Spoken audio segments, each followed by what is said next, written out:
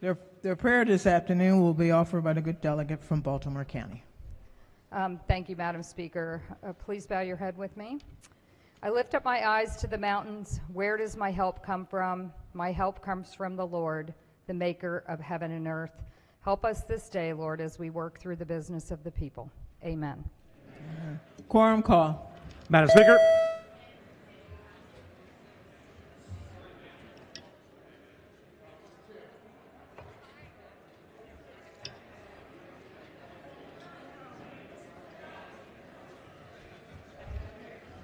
Has everyone recorded their presence? If so, the clerk will take the call. There being 125 members present, the House is now in session. Clerk will read the journal from the previous day. Annapolis, Maryland, March the 11th, 2023. Recognizing the Deputy Majority Leader. Thank you, Madam Speaker. Move so much be considered the reading of the journal. So ordered. Petition, memorials, and other papers. Message from the Senate, consent calendar number 19, Senate bills introduced in the House. Clerk will read the first bill and committee assignment. House Bill 111, Senator Kagan, Ways and Means. Recognizing the Majority Leader. Thank you, Madam Speaker. So much be considered the reading of SB 111 to be considered the reading of all the bills in the calendar. Hearing no objections, the bills are read the first time and referred to the appropriate committee. Message from the Senate, consent calendar number 20, Senate bills introduced in the House. The clerk will read the first bill and committee assignment. Senate Bill 222, Senator Augustine, Environment, Transportation, and Economic Matters. Recognizing the Majority Leader. Thank you, Madam Speaker. So much be considered the reading of SB 222 to be considered the reading of all the bills in the calendar. Hearing no objections, the bills are read the first time and referred to the appropriate committees. Message from the Senate, consent calendar number 21, Senate bills introduced in the House. The clerk will read the first bill and committee assignment. Senate Bill 5, Senator Kramer, Judiciary. Recognizing the Majority Leader. Thank you, Madam Speaker. So much be considered the reading of SB 5 to be considered the reading of all the bills in the calendar. Hearing no objections, the bills are read the first time and referred to the appropriate committees. Message from the Senate, consent calendar number 22, Senate bills introduced in the House. The clerk will read the first bill and committee assignment. Senate Bill 254, Senator Hester, Economic Matters.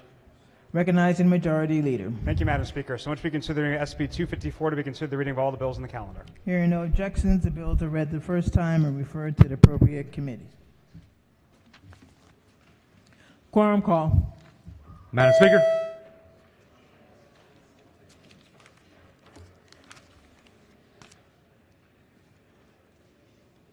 Clerk will take the call.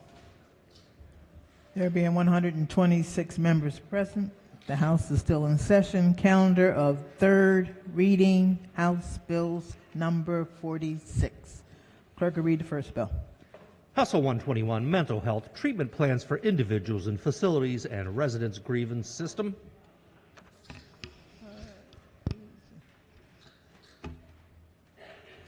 House Bill 121 is on third reading and final passage. Is there any debate? If not, the clerk will call the roll. Madam Speaker.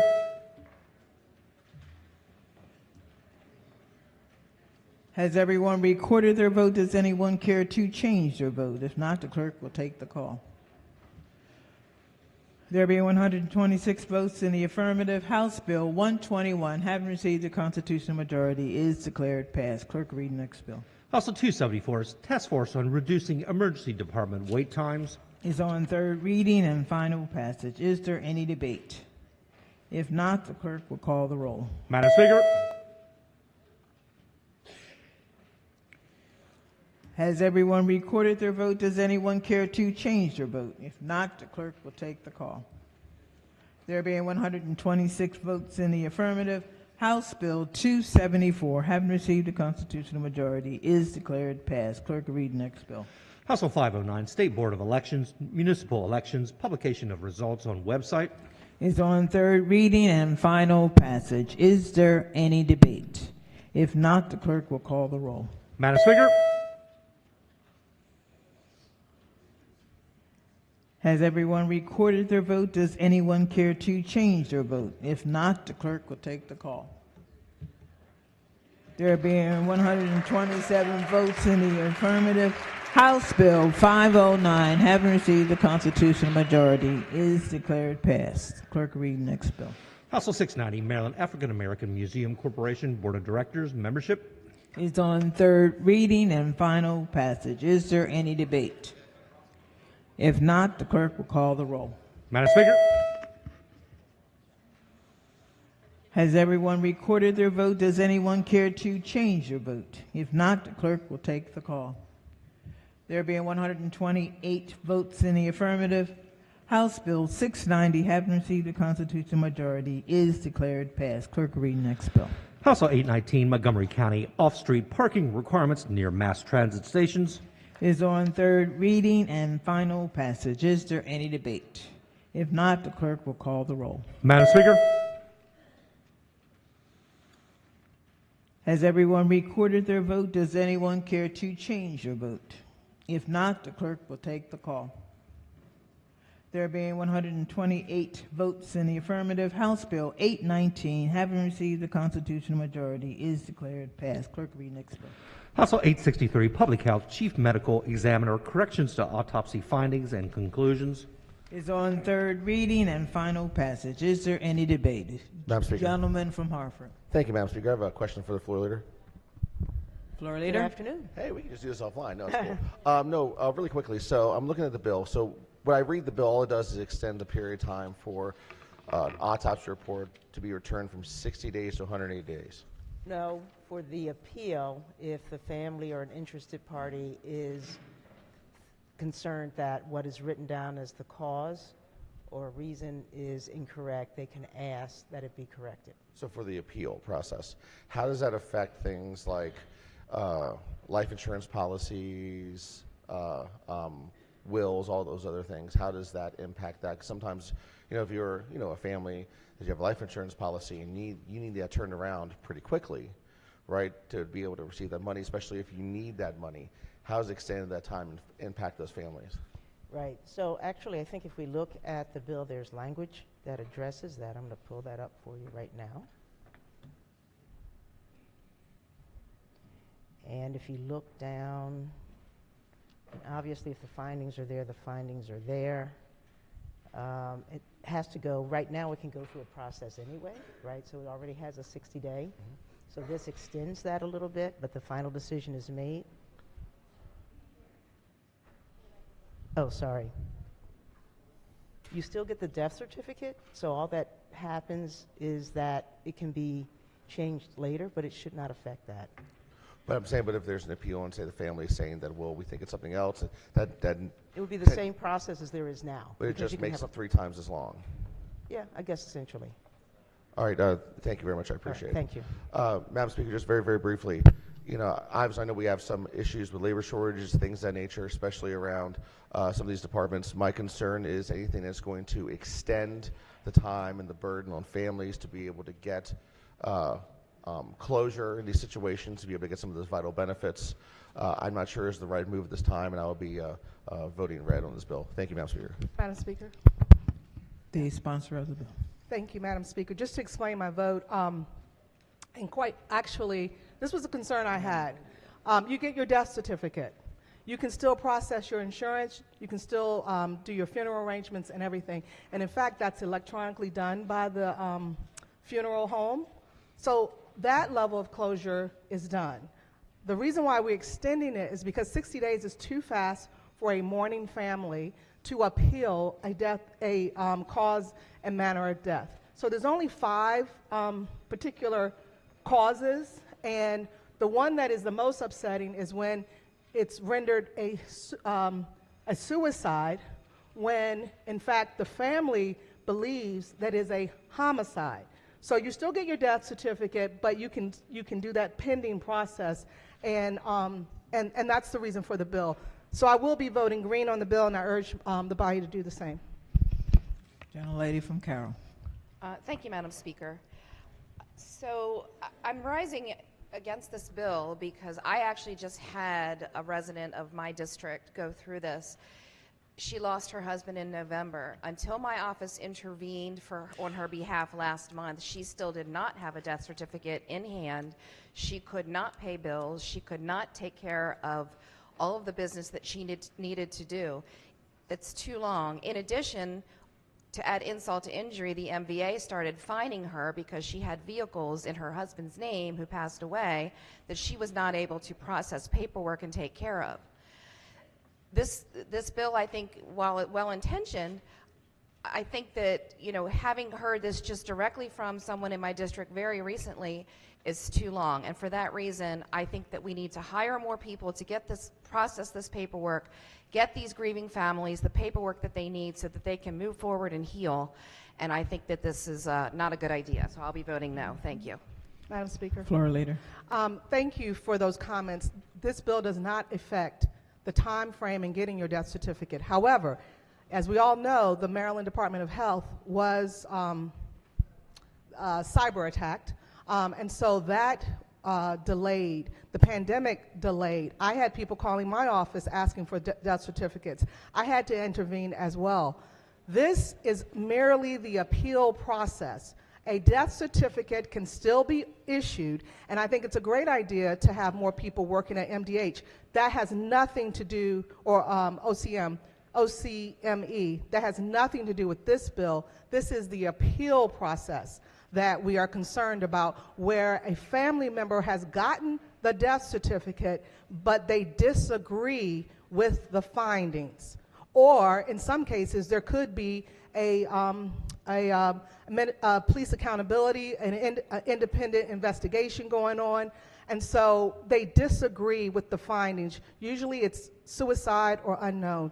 So this is something to help those grieving families so that they can have more time to be able to make that appeal. Not for the death certificate. Death certificates get issued the normal way. There's two separate reports, death certificate and then the autopsy findings and the full report. But that death certificate is generated very quickly, Madam Speaker. provided that the Office of the Chief Medical Examiner's Office is working in its normal setting. Gentlelady from Carroll. So I think there's a lot of different circumstances, and the one from my district was from a house fire. And she was specifically told that they were behind in doing the autopsies. This had nothing to do with the correction. They're behind in doing the autopsy.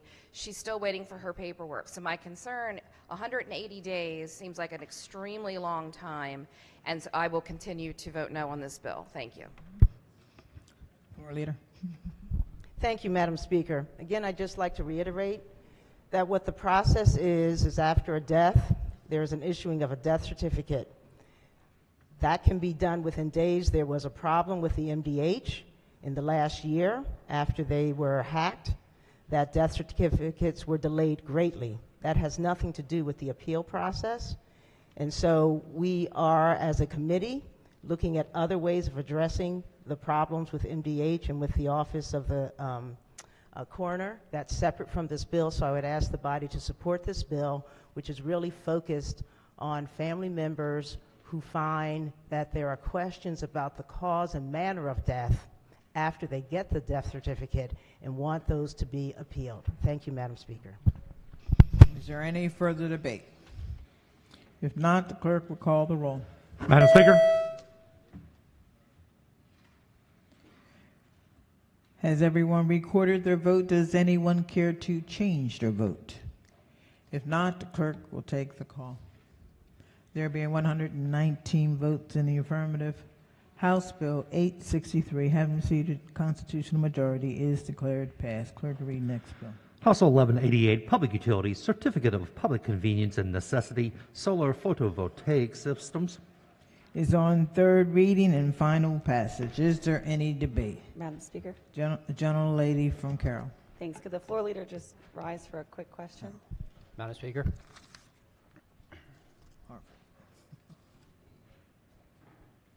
Yes.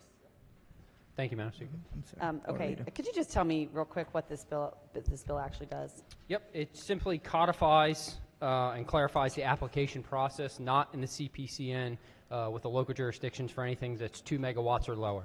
So if you remember House Bill 692, earlier in the session we had a debate about local authority and the CPCN process. This is actually pretty much in line with what the previous argument was for anything 2 megawatts and under. Okay, so that's like residential stuff. No, I mean, it's any solar project that is 2 megawatts or less. Okay, all right. Well, thank you very much. Yep. Bye. Is there any further debate? If not, the clerk will call the roll. Madam Speaker.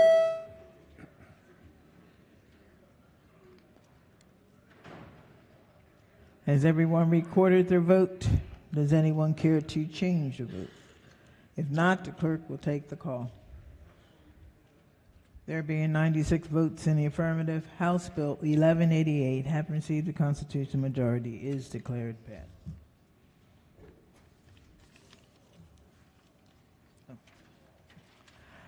Calendar of third reading House Bills, number 47. The clerk will read the first bill.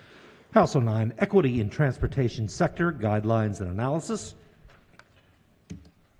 Recognizing the minority leader. Thank you, Madam Speaker. Would the floor leader rise briefly before I wanted to offer any comments on the bill? I just wanted to ask a question about it. Hello. I believe the floor leader isn't here, so I guess that's me. Oh, We're back, baby. This could be fun. We're back. Do you mean that you don't have one of those nice little sheets with you that tells you everything the bill does? Well, I don't have a self-written cheat sheet this time, correct? Wow. Yeah, Well, I know. I just had a simple question that's not really all to the merits of the bill, but one simple thing. In the fiscal note, there's an advisory committee that's established under current law to advise the Maryland Transit Administration about these issues of planning and what services that they will continue and what capital projects they'll undertake. I saw a note in the fiscal note. It's on page 3 of the fiscal note, just for your ease of convenience. It says the advisory committee that advises MDOT on state transportation goals, benchmarks, and indicators is expanded to include a representative of the Maryland State Conference of the NAACP and a transportation labor organization designated by the Maryland State and District of Columbia, AFL-CIO. Is that still in the bill? Yes. Thank you very much. That's the last question I have for you. I appreciate it. All right, we were quick this time. Thanks. Madam Speaker, I think that with many, many bills, as with many bills, the intent of this bill is a good one. The intent is to sort of provide eyes upon projects and add that lens in of how they affect, these transit administration projects affect particularized communities. But I think we already do a lot of that. I think that's already inherent and built into the system. And having another bill with more restrictions, with more regulations, with frankly more delays as to the decisions of the Maryland Department of Transportation or the Maryland Transit Administration about how they're going to do their job, and adding more people in who may not really be experts in how to plan for transportation, but have a particular ideological perspective to bring to that table, is going to make things more difficult. It's going to make things more difficult to provide services. It's going to increase costs. It's going to delay projects, or it's going to prevent certainty on our budgeting, because we don't know if we can delay projects or services for a lengthy period of time because we have to go through this extra process. We do a good job here in Maryland, and I think the Westmore administration will likely do a very, very good job of putting the word equity at the forefront of many of their decisions. I don't think we need another bill and another set of bureaucratic regulations to expand that, and as a result, I will vote red on the bill and appreciate its intent and hope that it works. Thank you, Madam Speaker. Is there any further debate? If not, the clerk will call the roll. Madam Speaker. Has everyone recorded their vote? Does anyone care to change their vote? If not, the clerk will take the call. There being 96 votes in the affirmative, House Bill 9, having received a constitutional majority, is declared passed. Clerk will read the next bill. House Bill 267, Family Law, Maryland Child Abduction Prevention Act. Is on third reading and final passage. Is there any debate? If not, the clerk will call the roll. Madam Speaker. Has everyone recorded their vote? Does anyone care to change their vote? If not, the clerk will take the call. There being 130 votes in the affirmative, House Bill 267, having received the constitutional majority, is declared passed. Clerk will read the next bill. House Bill 596, Health and Human Services Transportation Improvement Act of 2023. Is on third reading and final passage. Is there any debate? If not, the clerk will call the roll. Madam Speaker. Has everyone recorded their vote? Does anyone care to change their vote? If not, the clerk will take the call. There being 131 votes in the affirmative, House Bill 596, having received a constitutional majority, is declared passed. Clerk will read the next bill.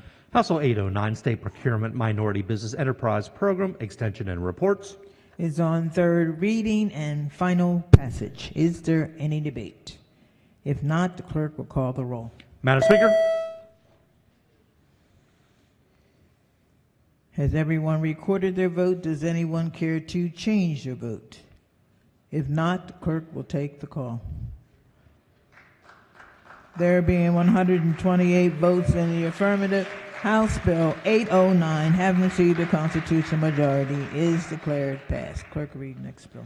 House Bill 1051, Public Information Act, Decisions of the State Public Information Act Compliance Board, Appeals. Is on third reading and final passage. Is there any debate? If not, the clerk will call the roll. Madam Speaker. Has everyone recorded their vote? Does anyone care to change their vote? If not, the clerk will take the call. There being 131 votes in the affirmative, House Bill 1051, having received a constitutional majority, is declared passed. Clerk will read the next bill. House Bill 1288, Video Lottery Employee Licenses, Crimes of Moral Turpitude, Alterations. Is on third reading and final passage. Is there any debate? If not, the clerk will call the roll. Madam Speaker. Has everyone recorded their vote? Does anyone care to change their vote? If not, the clerk will take the call. There being 131 votes in the affirmative, House Bill 1288, having received a constitutional majority, is declared passed. Calendar of third reading House Bills number 51. The clerk will read the first bill. House Bill 759, Governor's Office of Crime Prevention, Youth and Victim Services, Sexual Assault Evidence Collection Kit, Reporting Program. Is on third reading and final passage. Is there any debate? If not, the clerk will call the roll. Madam Speaker. Has everyone recorded their vote? Does anyone care to change their vote? If not, the clerk will take the call. There being 130 votes in the affirmative, House Bill 759, having received a constitutional majority, is declared passed. Clerk will read next bill. House Bill 770, Blueprint for Maryland's Future, Publicly Funded Pre-Kindergarten Maryland Consortium on Coordinated Community Supports and Career Ladder Alterations. Is on third reading and final passage. Is there any debate? If not, the clerk will call the roll. Madam Speaker. Has everyone recorded their vote? Does anyone care to change their vote? If not, the clerk will take the call. There being 119 votes in the affirmative, House Bill 770, having received a constitutional majority, is declared passed. Clerk will read the next bill. House Bill 811, Hospitals Testing for Fentanyl. Is on third reading and final passage. Is there any debate? If not, the clerk will call the roll. Madam Speaker. Has everyone recorded their vote? Does anyone care to change their vote? If not, the clerk will take the call. There being 132 votes in the affirmative, House Bill 811, having received a constitutional majority, is declared passed. Clerk will read next bill. House Bill 816, Procurement Minority Business Enterprises and Veteran-Owned Small Business Enterprises Participation Goal Scorecard. Is on third reading and final passage. Is there any debate? If not, the clerk will call the roll. Madam Speaker.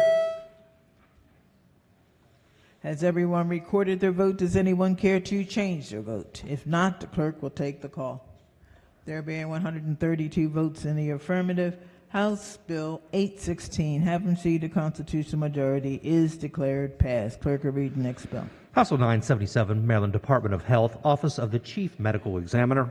Is on third reading and final passage. Is there any debate? If not, the clerk will call the roll. Madam Speaker. Has everyone recorded their vote? Does anyone care to change their vote? If not, the clerk will take the call.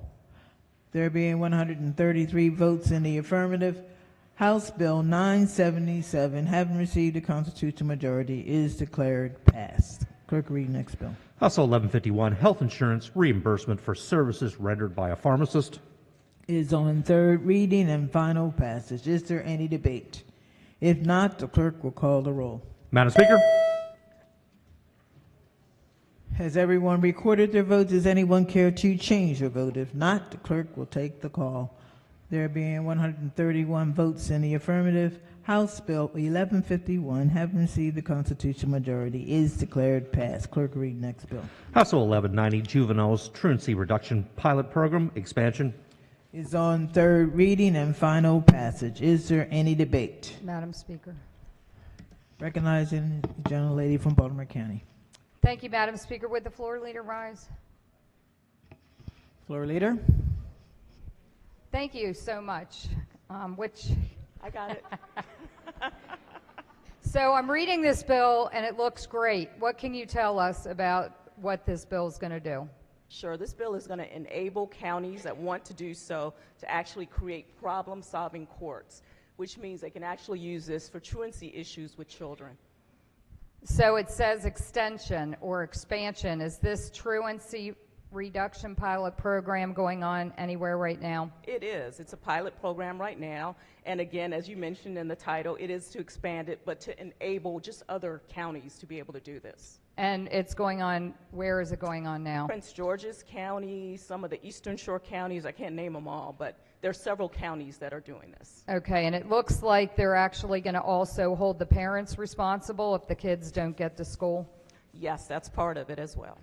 Great. Well, I look forward to reading the report, and we clearly have a big problem with truancy. We've had way too many kids involved in activities, including shootings outside of school. So I'm really glad to see this bill here, and I look forward to reading the report. Thank you. Is there any further debate? If not, the clerk will call the roll. Madam Speaker, Has everyone recorded their vote? Does anyone care to change their vote? If not, the clerk will take the call. There being 134 votes in the affirmative, House Bill 1190, having received the constitutional majority, is declared passed. Calendar of third reading House Bills number 80. Recognizing the gentleman who made the motion. Thank you, Madam Speaker. Move to reconsider the vote by which House Bill 923 was printed for third reader. Let him. House Bill 923, higher education, appointment of secretary and student financial assistance, alterations.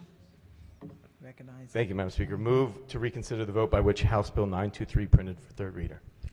Question for the House is to reconsider the second reading of House Bill 923. All in favor signify by saying aye. Opposed? The ayes have it. House, go ahead. Thank you. Madam Speaker, I have an amendment at the desk. Yes. Amendment 783221/1. Amendment number 1. Move so much be considered the reading of the amendment. So ordered. The amendment requires USM to adopt policies that provide religious accommodations, including excused absences for holidays and activities, and to provide space accommodation on campus for religious-based practices. Move the amendment. Question for the House is the adoption of the amendment. All in favor signify by saying aye. Opposed? The ayes have it. The amendment is adopted. Are there any additional amendments to the bill or to its title? Hearing none, the bill is ordered printed for third reading.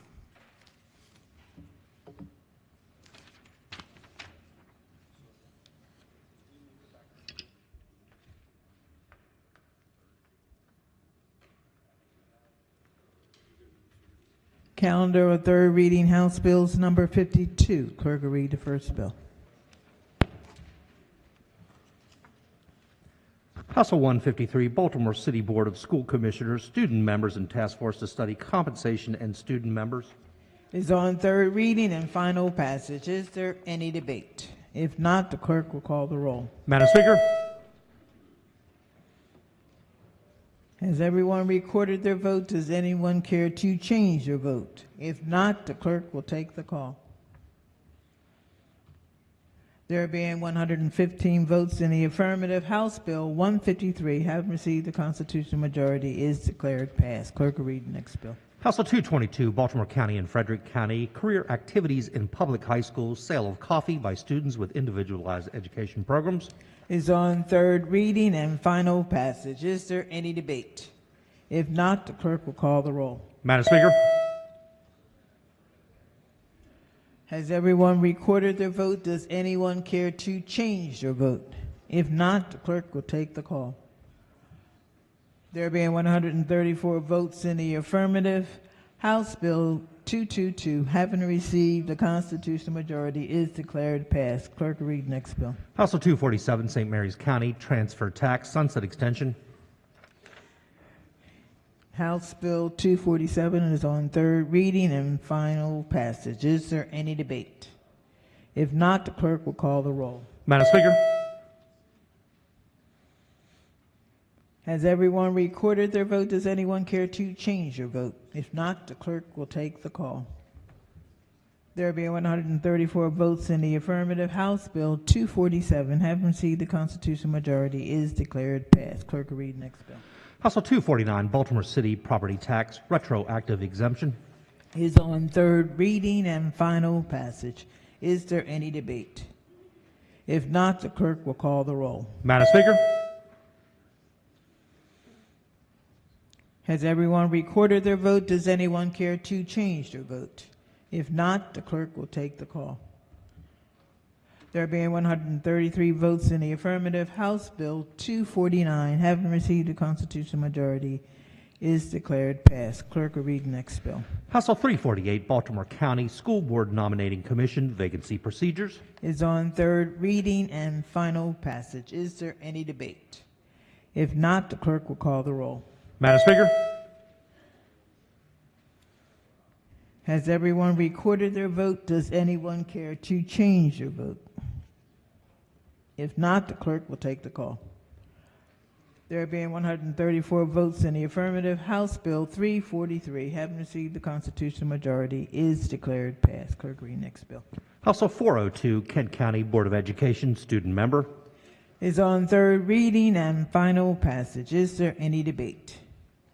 If not, the clerk will call the roll. Madam Speaker. Has everyone recorded their vote? Does anyone care to change their vote? If not, the clerk will take the call. There being 122 votes in the affirmative, House Bill 402, having received the constitutional majority, is declared passed. Clerk, read the next bill. House Bill 710, Anne Arundel County Speed Monitoring Systems, residential districts. It's on third reading and final passage. Is there any debate? If not, the clerk will call the roll. Madam Speaker. Has everyone recorded their vote? Does anyone care to change their vote? If not, the clerk will take the call. There being 102 votes in the affirmative, House Bill 710, having received a constitutional majority, is declared passed. The gentleman from Western Maryland. Thank you, Madam Speaker. Vote change on House Bill 809 to nay. Gentleman from Anne Arundel. Thank you, Madam Speaker. Vote change on HB 153 from yea to nay.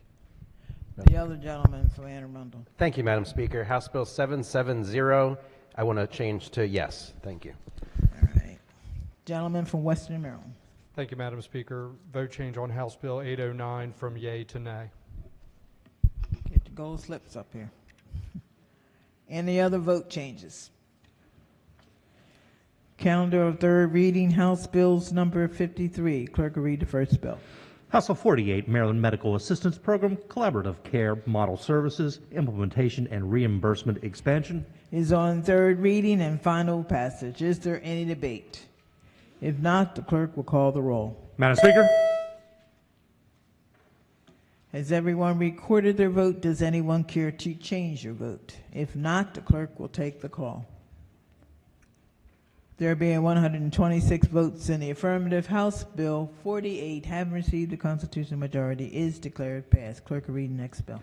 House Bill 261, Public Projects, Procurement of Construction Materials by Clean Maryland Act. Is on third reading and final passage. Is there any debate? Recognizing the gentleman from the Eastern Shore. Thank you, Madam Speaker. Could the floor leader rise for just a question or two? Floor leader. Thank you. Good afternoon.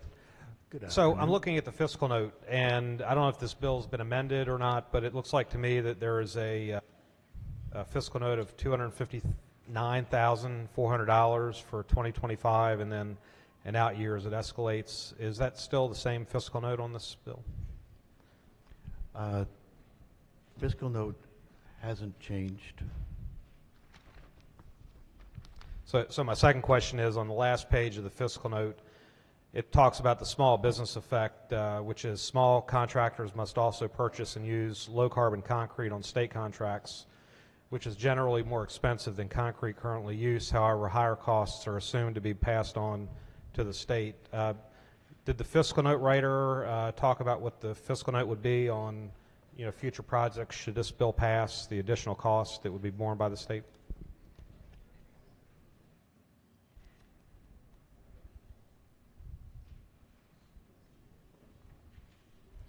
Just a second, please.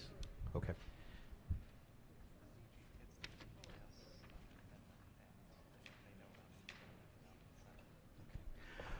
The amendment, there was a mistake in the amendment, which accounts for the discrepancy in the fiscal note.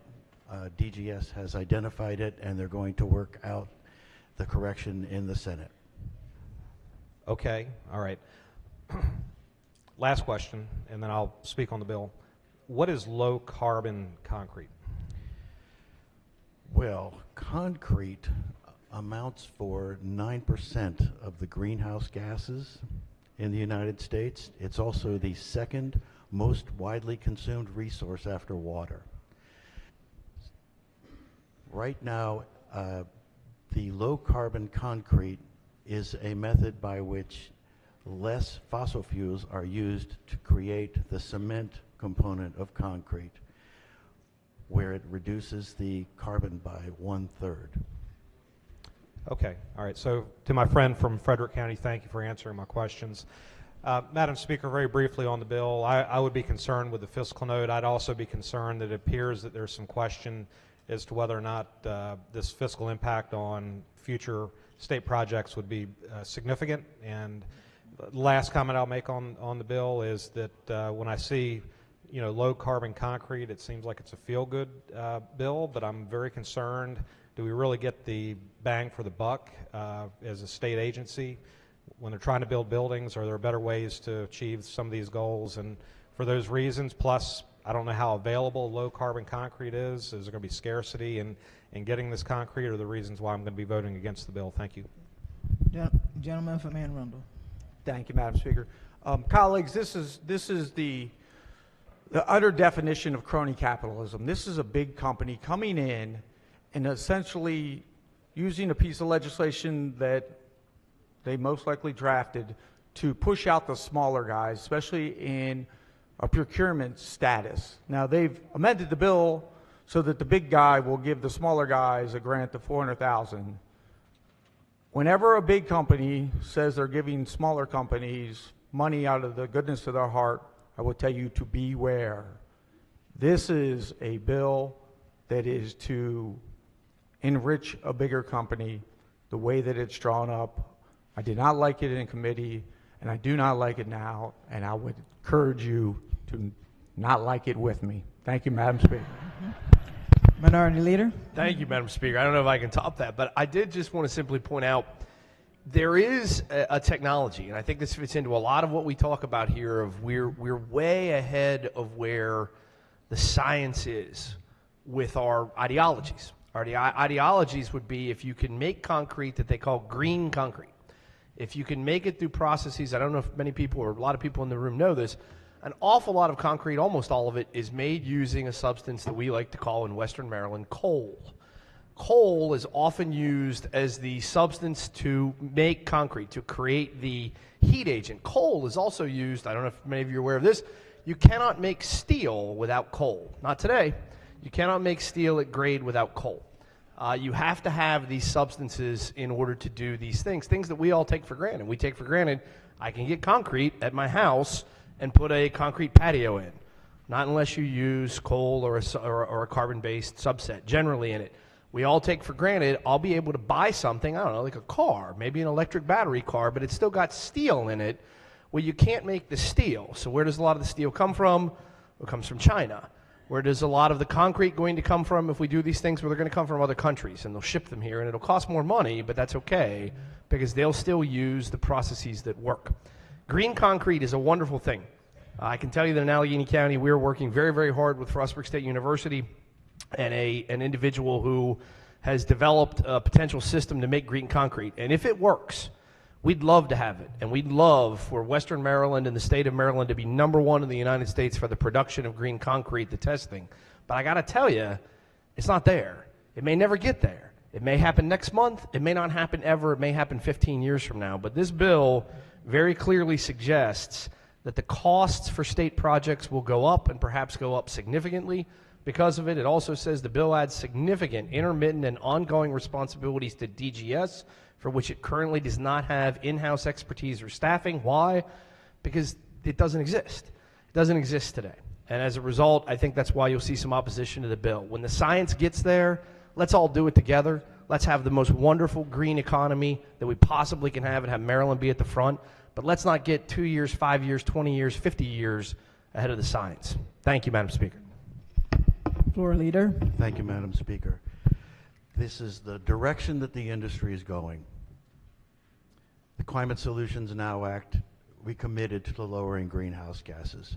This is one of the tools we have to do that. Department of General Services is in support of this bill. And the funds made available are to assist the other companies such as the Ready Mix organizations, give them the tools that they need to operate in this arena with this new technology. I would ask the body to support the bill. Is there any further debate? The Thank- Vice Chair of the ENT. Thank you, Madam Speaker. I would similarly urge the body to pass this bill. This type of low-carbon concrete exists and is used all over Europe and different parts of the country, and it's not a magical concoction. It is real. It is being used, and it will help address our carbon reduction goals. Thank you. Is there any further debate? If not, the clerk will call the roll. Madam Speaker?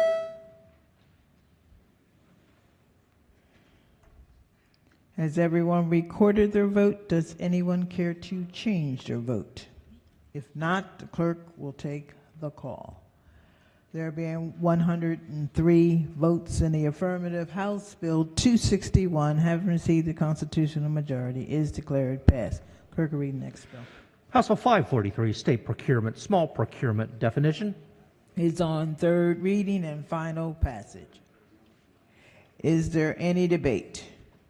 If not, the clerk will call the roll. Madam Speaker? Has everyone recorded their vote? Does anyone care to change their vote? If not, the clerk will take the call. There being 133 votes in the affirmative, House Bill 543, having received the constitutional majority, is declared passed. Clerk will read the next bill. House Bill 648, Garrett County Tax Sales Auctioneer Fees. Is on third reading and final passage. Is there any debate?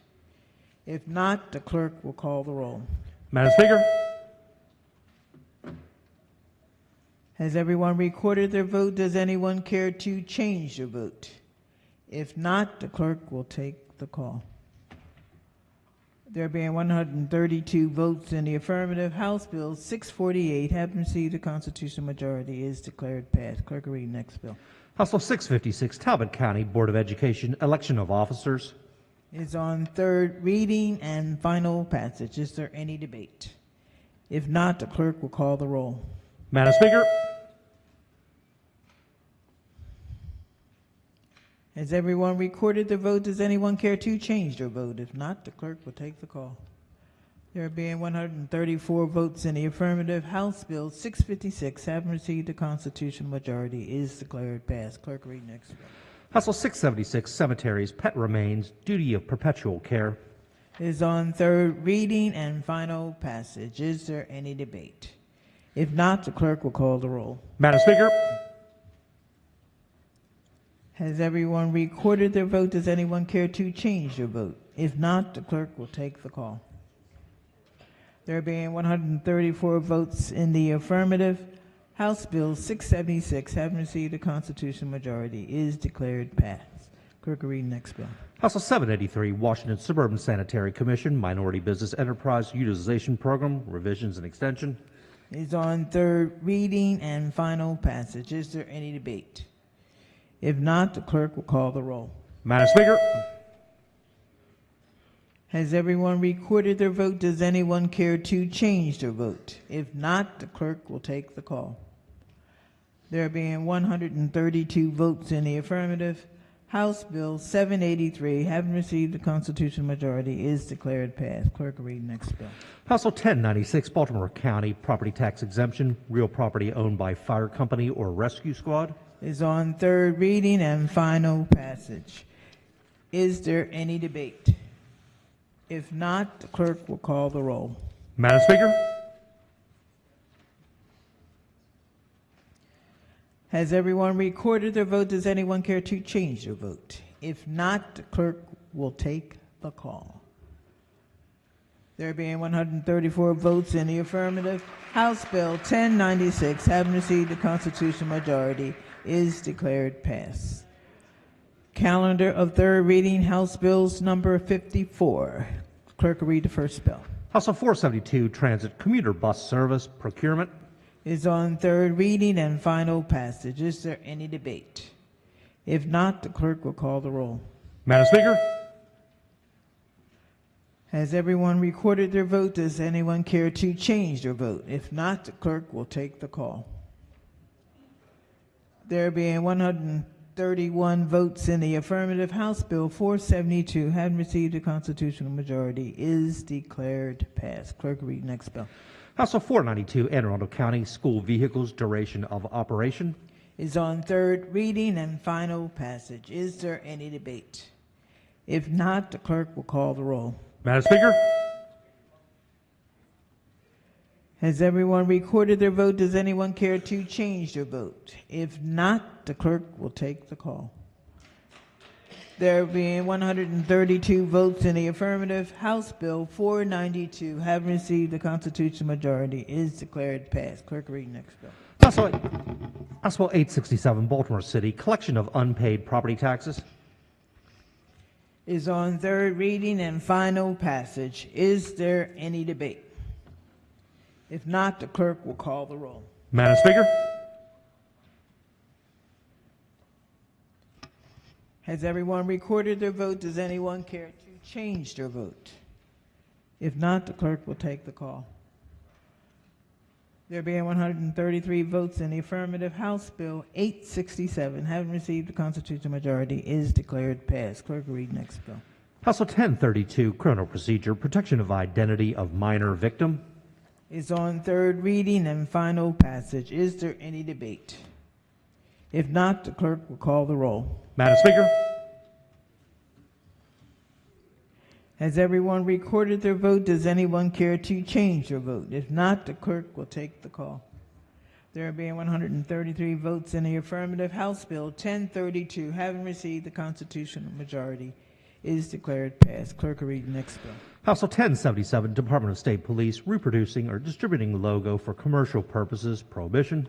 Is on third reading and final passage. Is there any debate? If not, the clerk will call the roll. Madam Speaker. Has everyone recorded their vote? Does anyone care to change their vote? If not, the clerk will take the call. There being 132 votes in the affirmative, House Bill 1077, having received the constitutional majority, is declared passed. Clerk will read next bill. House Bill 1078, Prince George's County Property Tax Credit Offset of Annual Tax Increases. is on third reading and final passage. Is there any debate? If not, the clerk will call the roll. Madam Speaker. Has everyone recorded their vote? Does anyone care to change their vote? If not, the clerk will take the call. There being 134 votes in the affirmative, House Bill 1078, having received the constitutional majority, is declared passed. Clerk will read next bill. House Bill 1175, criminal procedure, hunting offenses, expungement. Is on third reading and final passage. Is there any debate? If not, the clerk will call the roll. Madam Speaker. Has everyone recorded their vote? Does anyone care to change their vote? If not, the clerk will take the call. There being 134 votes in the affirmative, House Bill 1175, having received the constitutional majority, is declared passed. Clerk will read next bill. House Bill 1194, Town of Sharpsburg, parking of vehicles, restrictions. Is on third reading and final passage. Is there any debate? If not, the clerk will call the roll. Madam Speaker.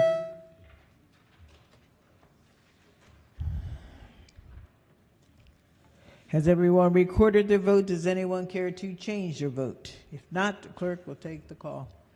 There being 134 votes in the affirmative, House Bill 1194, having received the constitutional majority, is declared passed. Calendar of third reading, House Bills number 55. Clerk will read the first bill. House Bill 175, Baltimore County Board of Education, student member voting and training. Is on third reading and final passage. Is there any debate? Madam Speaker. Yes. Thank you, Young lady Madam from Speaker. Baltimore City. Yeah. Yes, ma'am. Thank you, Madam Speaker. On the last calendar, is it Yes, too go late? On House Bill 867, my vote button didn't work. I'd like to make a vote change. Thank you, Madam Speaker. Well, House did Bill you- 867, I'd like to be recorded in the yay. Fill out the sheet. Madam Slip. Speaker. Gentleman from Baltimore County. House Bill 492, I would like to be recorded in the green. Thank you, Madam Speaker. Gentleman from Baltimore County. Madam Speaker, I'd like to change my vote on HB 648 to green, please. Thank you. Gentleman from Eastern Shore. Thank you. House Bill 867 in red. The chair lady. Thank you, Madam Speaker. My button feels that it's still on the weekend, so it did not work. It would like to be recorded in the green on House Bill 472. Thank you. Get your slip up there. Any other changes? Madam Speaker. Yes. Young lady from Frederick. Thank you. House Bill 153, yea to nay. Any other vote changes? Madam Speaker. Gentleman from Prince George. House Bill 783, I'd like to be listed in the green. Thank you. What was that? We couldn't understand what you said. House Bill 783, I'd like to be listed in the green. Thank you. Get your slip up here. Any other vote changes? Okay. I forgot where I was. All righty. Where am I? Clerk, did you read the bill? Right. Yeah. Yes. You did read it. Okay. House Bill 175 is on third reading and final passage. Is there any debate? General Lady from Baltimore County. Thank you, Madam Speaker. I would just like to make a few comments about this bill. This gives the student member of the Baltimore County School Board the ability to vote on a budget of, say, $2.6 billion. Let me tell you what someone who is under 18 cannot do, because most of the students who are great kids, they do a good job, they bring a perspective of students to the board, but voting on the budget is a step too far, because these students can't open up a checking account, they can't open a bank account, they can't get a credit card, they can't take a loan out, they cannot join the military, they cannot vote, they cannot register for selective service. If you're under 18, you cannot donate blood or be an organ donor. You can't draft your own will. You can't buy a lottery ticket. Many times you can't drive late at night and you may not be able to have any other people in your car. You cannot go to, you can't get a savings and checking account, and there are many other things. And while we value the student members of the school, this student member of the Baltimore County School Board, many of them are 16 or 17 years old when they serve. They may turn 18, but they are not 18 when they get appointed to this position. Finally, I will tell you the student member of the school board is not elected by all the students. It's a little bit of a rigged system the way it works, but it is not an open vote the way you and I are voted to a position. So for these and other reasons, I voted no, and I'm urging you to vote no on this bill. Floor leader. Thank you, Madam Speaker. First of all, let's be clear, this is not establishing a student member on the board. All it's doing is saying that one thing they need to be able to vote on that they can't in Baltimore County is a capital and operating budget. I submit to you that if you're voting on policy and you can't vote on the budget to support it, frequently that's no vote on policy at all. And so these students need to be able to participate fully in the decision making that we have given them. This bill was vetoed last year, but we passed it here on the floor by a vote of 98 to 41, and it was passed in the Ways and Means Committee unanimously. And this is a bill that we support. There's no precedent being set here. There are several counties that already allow their board members to vote on capital and operating budgets. In fact, one county, Anne Arundel, quite proud of you all back there, they get full voting privileges. I believe there is precedent that that student member has actually been vice chair of the Board of Education and executed their duties really very well. And so this is not a major step, but it's an important one. I will say this about student members of the board. If you name the things they can't do, one of the justifications for vetoing this bill last year is there was a court case suggesting that these students couldn't serve because they were younger than regular voting age. Well, the court has responded that we have tremendous latitude in what we let students vote on and how we elect them to the board. We are allowed to make these decisions, and the Baltimore County delegation has voted in favor of this. So I ask you to honor local courtesy and also what's right and allow the students to have this right. Thank you. Is there any further debate? Madam Speaker. Gentleman from Calvert. Thank you, Madam Speaker. In Calvert County, we have, and this does have statewide implications, which is why I stood up. In Calvert County, we've had this request before. It's not a formal request, but more of a conversation. And we've always said no, because other than what the good delegate from Baltimore County mentioned, all the things that someone who is in public school can't actually vote on in the real world, the fact of the matter is that they're voting on this massive budget, and in order to be able to understand a budget like that, usually most people have degrees. It's not required that you have a degree to run for the school board, granted, but you have a degree nonetheless, many of these folks who run, to understand budgets, to understand finance. They usually own homes. They usually pay mortgages. They usually pay taxes. And what I find interesting is the chatter of individuals who actually think it's okay for a minor to be voting on a school budget of $2.6 billion when the fact of the matter is that they can be leveraged by the administrators and teachers in that system when they're in school as a minor, getting graded by these very same people whose budgets you're voting on. There's an inherent conflict of interest. There's not an arm's length transaction of this student, this minor, who's subject to the public school system grading system, who's going and then voting for this budget. That's why in Calvert we haven't allowed this. And I understand, that this is local privilege, but the fact of the matter is it's a spreading thing.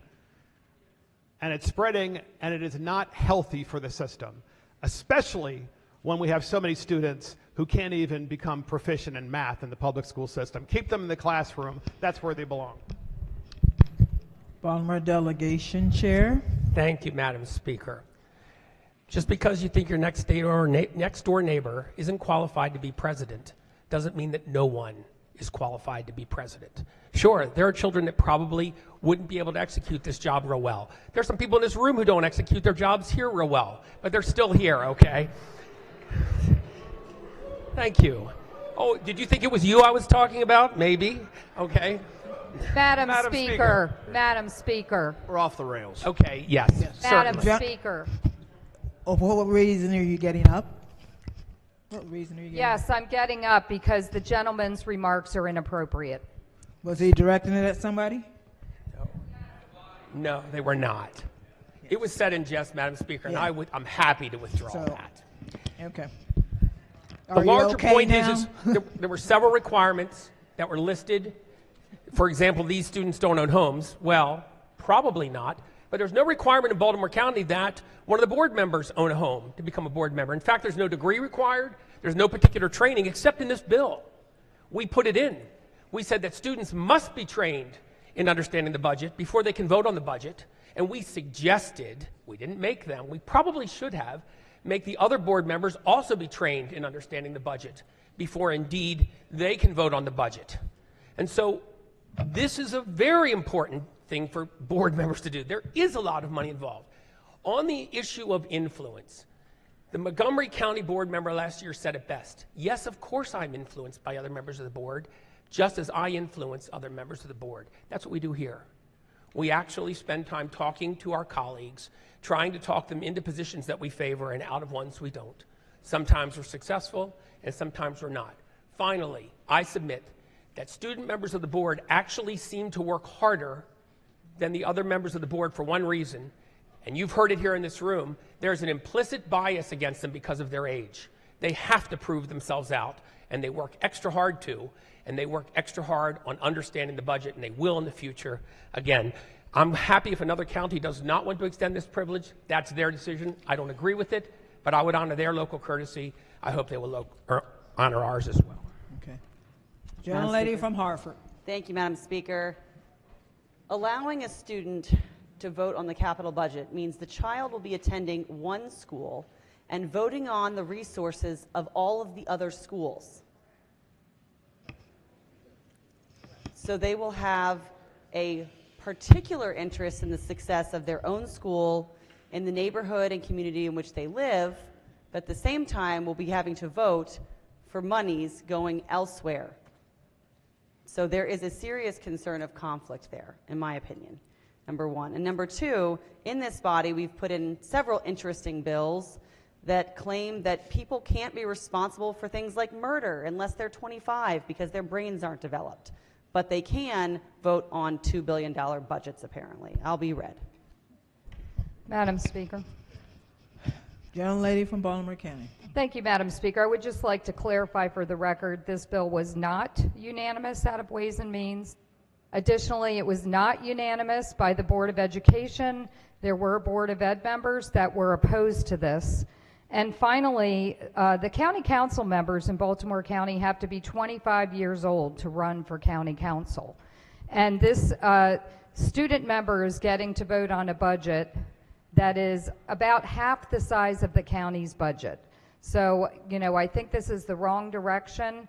Again, the school board member is valuable, the student, in bringing a view to the board, but not qualified to vote on the budget. Thank you. HB 175 is on third reading and final passes. Clerk would call the roll. Madam Speaker. Has everyone recorded their vote? Does anyone care to change their vote? If not, the clerk will take the call. There being 98 votes in the affirmative, House Bill 175, having received a constitutional majority, is declared passed. Madam Clerk will read Speaker. the next bill. Madam Speaker, my button did not work. I'm in the red. Gold slip up front. Clerk will read the next bill. House Bill 231, Baltimore City Property Taxes, authority to set a special rate for vacant and abandoned property.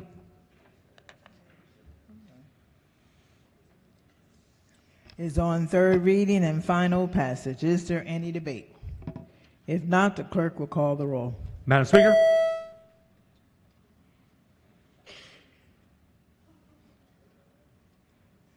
Has everyone recorded their vote? Does anyone care to change their vote? If not, the clerk will take the call. There being 133 votes in the affirmative, House Bill 231, having received a constitutional majority, is declared passed. Clerk will read the next bill. House Bill 437, Prince George's County Public Schools Office of Integrity and Compliance Establishment. Is on third reading and final passage. Is there any debate? If not, the clerk will call the roll. Madam Speaker. Has everyone recorded their vote? Does anyone care to change their vote? If not, the clerk will take the call. There being 131 votes in the affirmative, House Bill 437, having received the constitutional majority, is declared passed. Clerk will read the next bill. House Bill 778, Montgomery County Bi-County Agencies, Commissioner Discipline, Disclosures, Training, and Ethics. Is on third reading and final passage. Is there any debate? If not, the clerk will call the roll. Madam Speaker. Has everyone recorded their vote? Does anyone care to change their vote? If not, the clerk will take the call. There being 135 votes in the affirmative, House Bill 778, having received a constitutional majority, is declared passed. Clerk will read the next bill. House Bill 812, Health, Reproductive Health Services, Protected Information and Insurance Requirements. Is on third reading and final passage. Is there any debate? If not, the clerk will call the roll. Madam Speaker.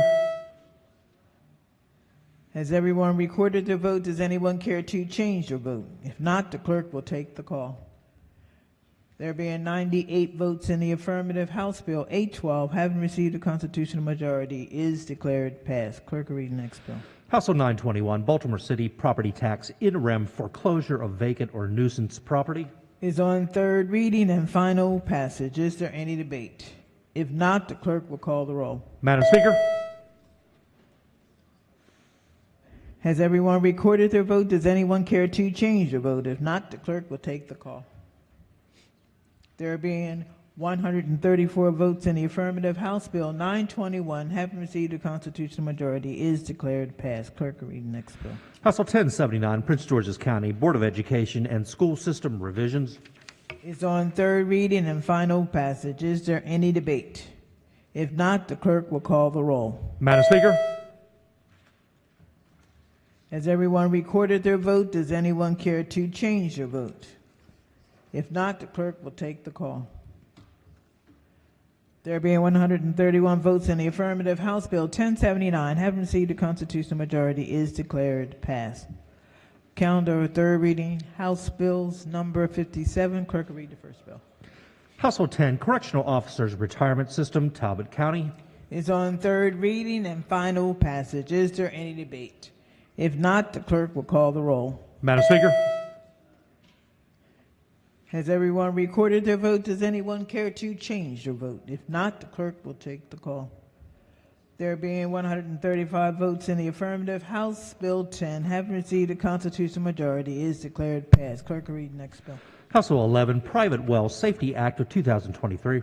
Is on third reading and final passage. Is there any debate? If not, the clerk will call the roll. Madam Speaker. Has everyone recorded their vote? Does anyone care to change their vote? If not, the clerk will take the call. There being 100 votes in the affirmative, House Bill 11, having received a constitutional majority, is declared passed. Clerk will read the next bill. House Bill 146, Howard County Alcoholic Beverages, public hearing. Is on third reading and final passage. Is there any debate? If not, the clerk will call the roll. Madam Speaker. Has everyone recorded their vote? Does anyone care to change their vote? If not, the clerk will take the call. There being 133 votes in the affirmative, House Bill 146, having received a constitutional majority, is declared passed. Clerk will read the next bill. House Bill 150, Housing and Community Development, Adaptive Reuse. Is on third reading and final passage. Is there any debate? If not, the clerk will call the roll. Madam Speaker. Has everyone recorded their vote? Does anyone care to change their vote? If not, the clerk will take the call. There being 133 votes in the affirmative, House Bill 150, having received a constitutional majority, is declared passed. Clerk will read the next bill. House Bill 163, Law Enforcement Officers Pension System, Chrisfield Police Department. Is on third reading and final passage. Is there any debate? If not, the clerk will call the roll. Madam Speaker. Has everyone recorded their vote? Does anyone care to change their vote? If not, the clerk will take the call. There being 134 votes in the affirmative, House Bill 163, having received a constitutional majority, is declared passed. Clerk will read the next bill. House Bill 210, Baltimore County Board of Education member elections and appointments. Is on third reading and final passage. Is there any debate? If not, the clerk will call the roll. Madam Speaker. Has everyone recorded their vote? Does anyone care to change their vote? If not, the clerk will take the call. There being 133 votes in the affirmative, House Bill 210, having received a constitutional majority, is declared passed. The gentleman from Western Maryland. Thank you, Madam Speaker. House Bill 231 from yea to nay. Gentleman from Prince George's. Thank you, Madam Speaker. House Bill 146 to yea. The gentleman from Anne Arundel. Thank you, Madam Speaker. Same thing, House Bill 146 to nay, nay to yea. Any other vote changes? Okay. Calendar of third reading, House Bills number 58. The clerk will read the first bill. House Bill 151, real property, residential leases, notification of rent increases. Is on third reading and final passage. Is there any debate? Madam Speaker. If not, yes. Thank you, Madam Speaker. Minority That's okay. I just had a quick question for the floor leader on this, if you wouldn't mind. Yes, Floor Madam leader. Speaker. Madam Speaker, yes. So we actually did have a brief chance to talk before session. The bill's been heavily amended. What does it do now? The bill right now, all it does is it requires a notice of intent to increase the rent. Okay, very simple. All the stuff about 4%, if it goes up 4%, they got it. All that's been taken out. Zip, nada, none, done. Okay, thank you, Madam Speaker. Thank you, sir. Is there any further debate? If not, the clerk will call the roll. Madam Speaker. Has everyone recorded their vote? Does anyone care to change their vote? If not, the clerk will take the call. There being 103 votes in the affirmative, House Bill 151, having received a constitutional majority, is declared passed. Clerk will read the next bill. House Bill 218, Howard County alcoholic beverages, repeal of petition of support requirement. Is on third reading and final passage. Is there any debate? If not, the clerk will call the roll. Madam Speaker. Has everyone recorded their vote? Does anyone care to change their vote? If not, the clerk will take the call. There being 134 votes in the affirmative, House Bill 218, having received the constitutional majority, is declared passed. Clerk will read the next bill. House Bill 219, St. Mary's County Golf Courts on Public Highways report. Is on third reading and final passage. Is there any debate? If not, the clerk will call the roll. Madam Speaker. Has everyone recorded their vote? Does anyone care to change their vote? If not, the clerk will take the call. There being 134 votes in the affirmative, House Bill 219, having received the constitutional majority, is declared passed. Clerk will read the next bill. House Bill 240, Correctional Officers Retirement System, Special Death Benefits, applicability. Is on third reading and final passage. Is there any debate? If not, the clerk will call the roll. Madam Speaker. Has everyone recorded their vote? Does anyone care to change their vote? If not, the clerk will take the call. There being 135 votes in the affirmative, House Bill 240, having received the constitutional majority, is declared passed. Clerk will read the next bill.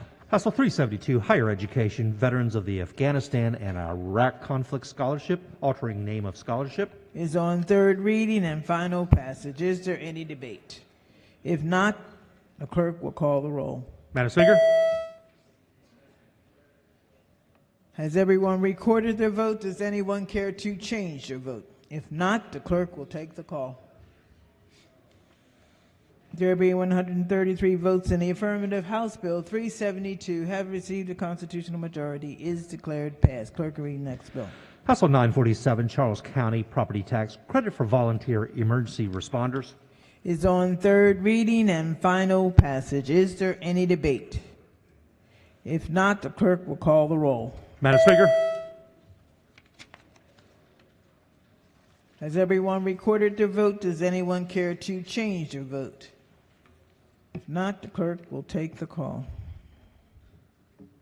There being 135 votes in the affirmative, House Bill 947, having received a constitutional majority, is declared passed. Report of the Committee on Environment and Transportation, report number 13. The clerk will read the first bill.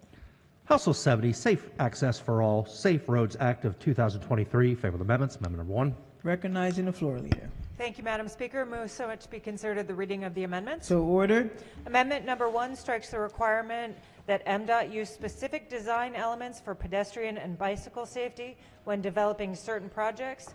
Amendment number 2 strikes the requirements that MDOT prepare certain reports. Move the amendments. Question for the House is the adoption of the amendment. All in favor signify by saying aye. Opposed? The ayes have it. Amendment has been adopted. Question now is adoption of the favorable report as amended. All in favor signify by saying aye. Opposed? The ayes have it. Favorable report is adopted. Are there any additional amendments to the bill or to its title? Hearing none, the bill is ordered printed for third reading. Clerk will read next bill. House Bill 423, Task Force on Common Ownership Communities. Favorable amendments. Amendment number 1. Recognizing the floor leader. Thank you, Madam Speaker.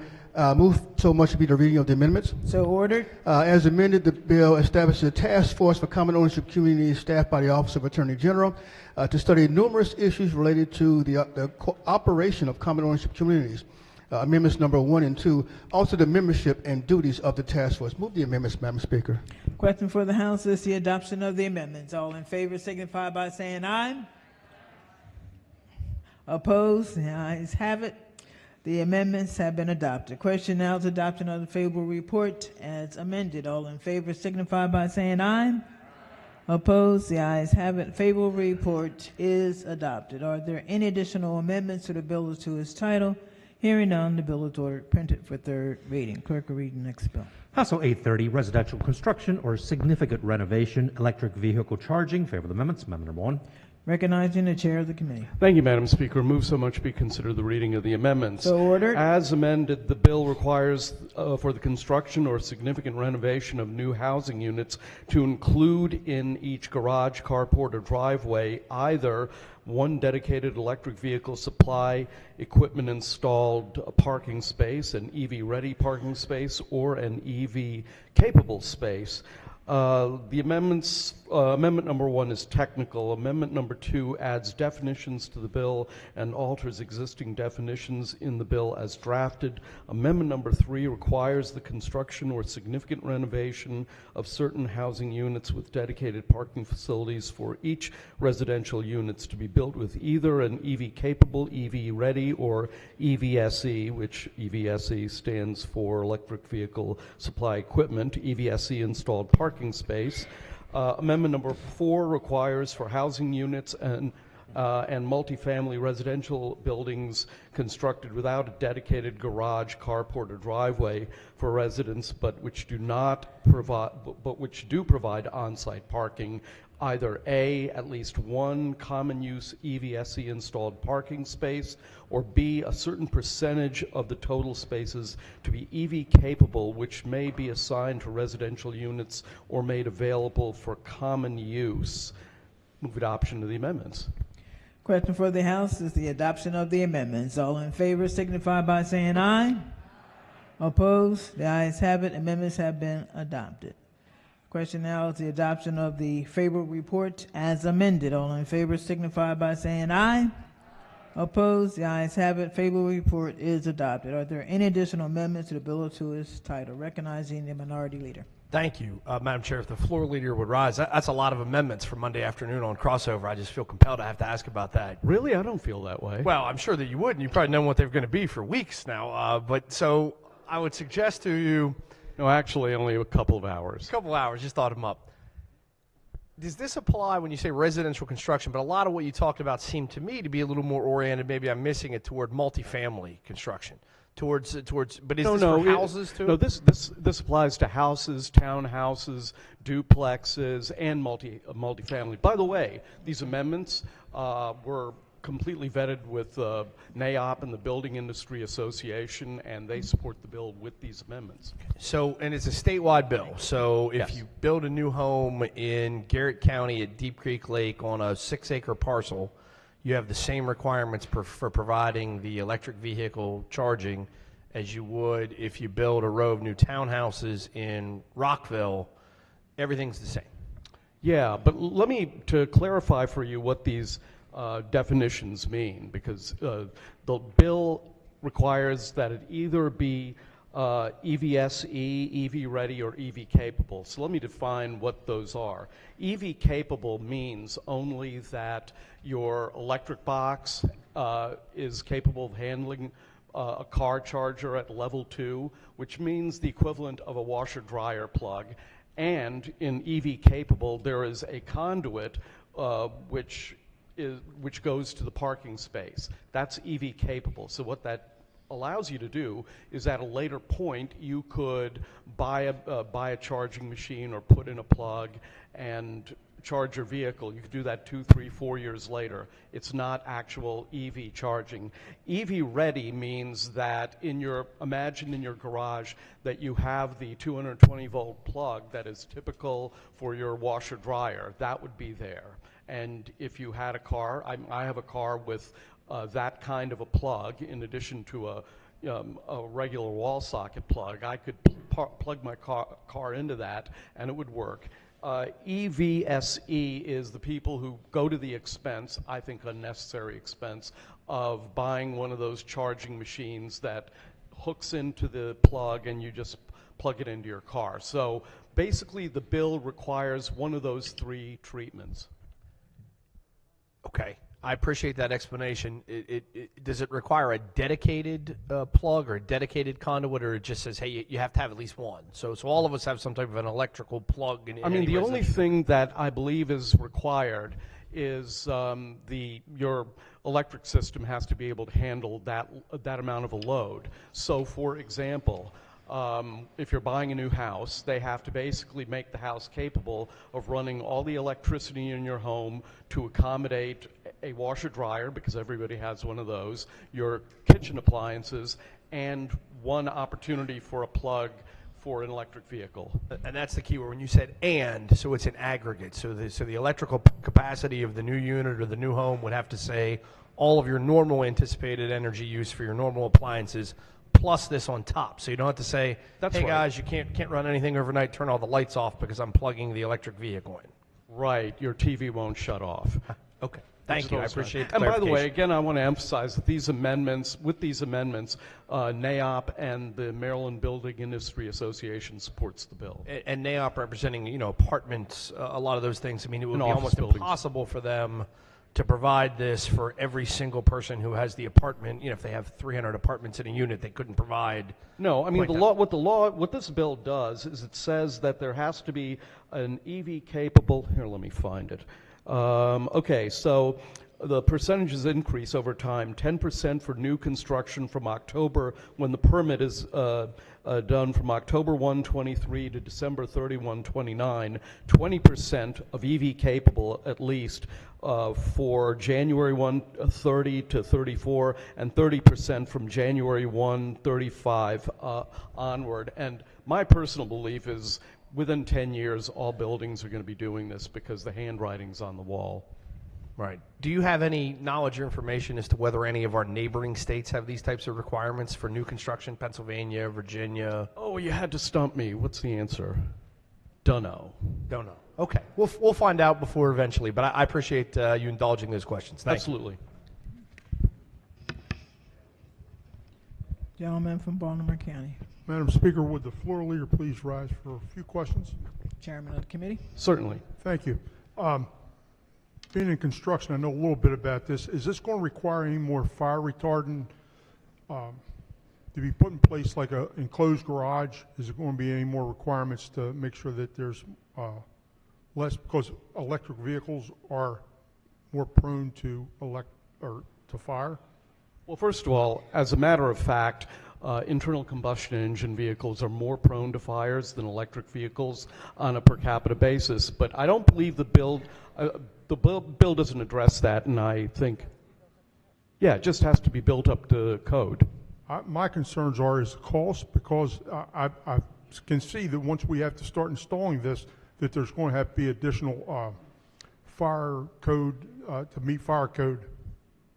I don't think that's something to really worry about, because again, as I said, since internal combustion engines have more of a per capita tendency to burn, we certainly wouldn't want to impose that kind of a code on people's homes for their regular cars. Thank you. Any further debate? Madam Speaker. Gentleman from the I thought you didn't love me anymore. Thank you, Madam Speaker, and he is a great chairman. So the only question I had, you had mentioned duplexes, multifamily. Right. So and maybe this is just my lack of knowledge of what this industry is going toward. But if you don't have a garage, what's the scenario? What's the obligation? Yeah, I mean, if you don't, I guess if you don't have a garage, carport, or driveway, I don't think the bill.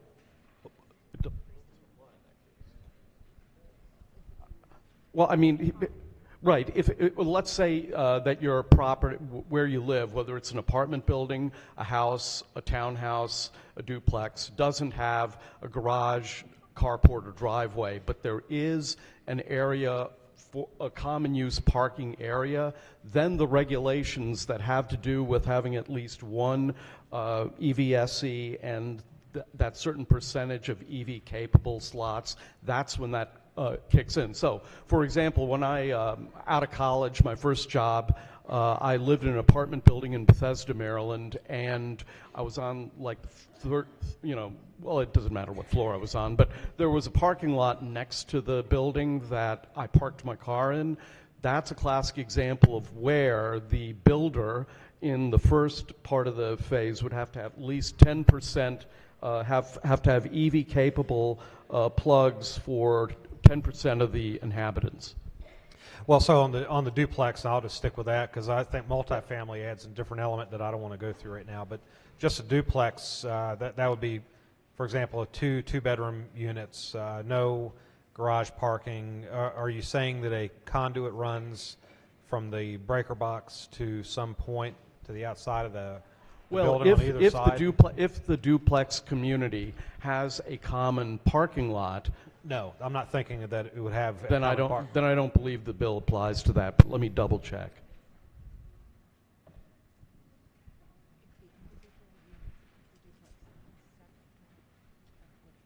Okay. If the individual units of the duplex have a separate driveway, then the bill will apply. Otherwise, not. Okay. So a duplex having two separate driveways, the bill does apply. Yeah, that's right. Okay, well, then what's the common parking area? Because I gave the scenario in the case of apartment building where you have a building and you have a parking lot right next to it. That would be a common parking building scenario. And that bill applies to that common parking scenario? Yes, it would. So I'm trying to figure out where it doesn't apply. Because I'll tell you where I believe it does not apply, and if I'm wrong, my staff will correct me. If you have a house and you park in the street and there's no specific dedicated parking lot. Like a street parking lot. Right. Street parking. Like street parking. All right. Thank you. Young lady from Baltimore County. Thank you. Good to see you, Mr. Chair. Great to see you too. So did I hear you say that if you live in an urban area in a row home that just has free-for-all parking out front, it doesn't apply? That's correct. Okay, then I next was wondering, Baltimore City has some testimony that says when the city begins renovation for affordable housing, those residents likely do not own vehicles. Baltimore City's zoning code discounts required parking for that reason. And so for that reason, they were opposed to this bill. Did you do anything to address their concerns? Yeah, I believe so. The amendments are pretty extensive, and at the beginning of the process, NAOP and the builders opposed the bill as well. I didn't specifically ask them if they liked the bill with these amendments. I sort of assumed that they would at least be neutral, given the fact that the majority of the business community now supports. All right, well, we'll take a look at it. Unfortunately, it won't be amenable to amendments on third reader, but we'll take a look at it. Thank you. Well, that's Madam not the way I feel about the process. So you'd be open to doing what my good friend did, just recommitting it to second reader, maybe? Oh, no. I believe in the committee process of this wonderful okay. chamber. Silly me. Thank you. Yeah.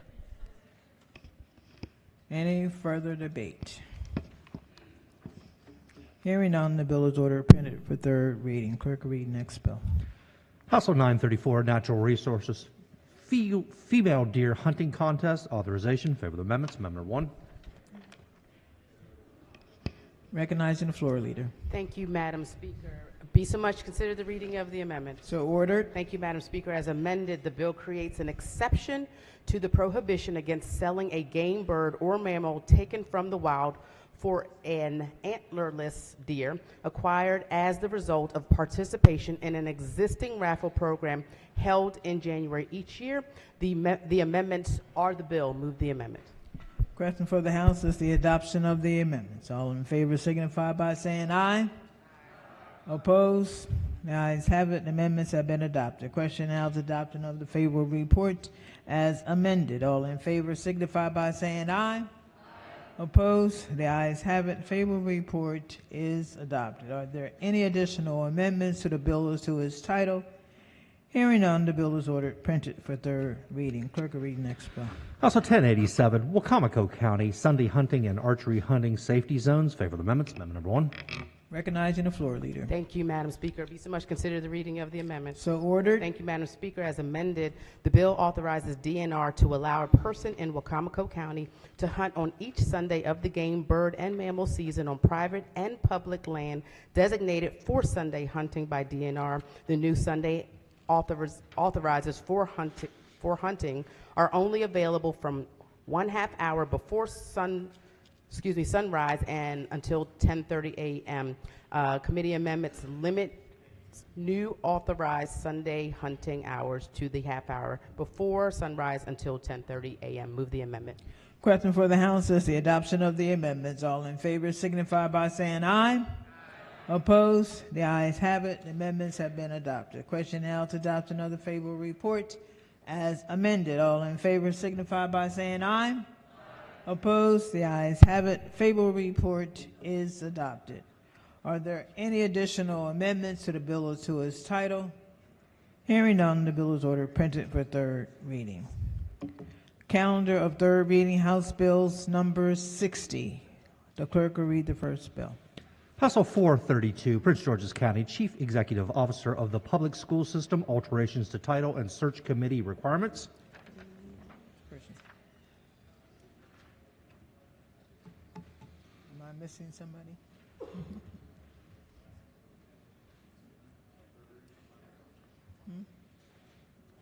Who's that? Okay. House Bill 432 is on third reading and final passage.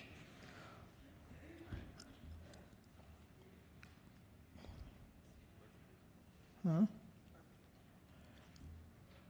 We're voting on this? We're voting on it? Oh, okay. We're voting on it? Okay. All right. Clerk will take the call. Madam Speaker?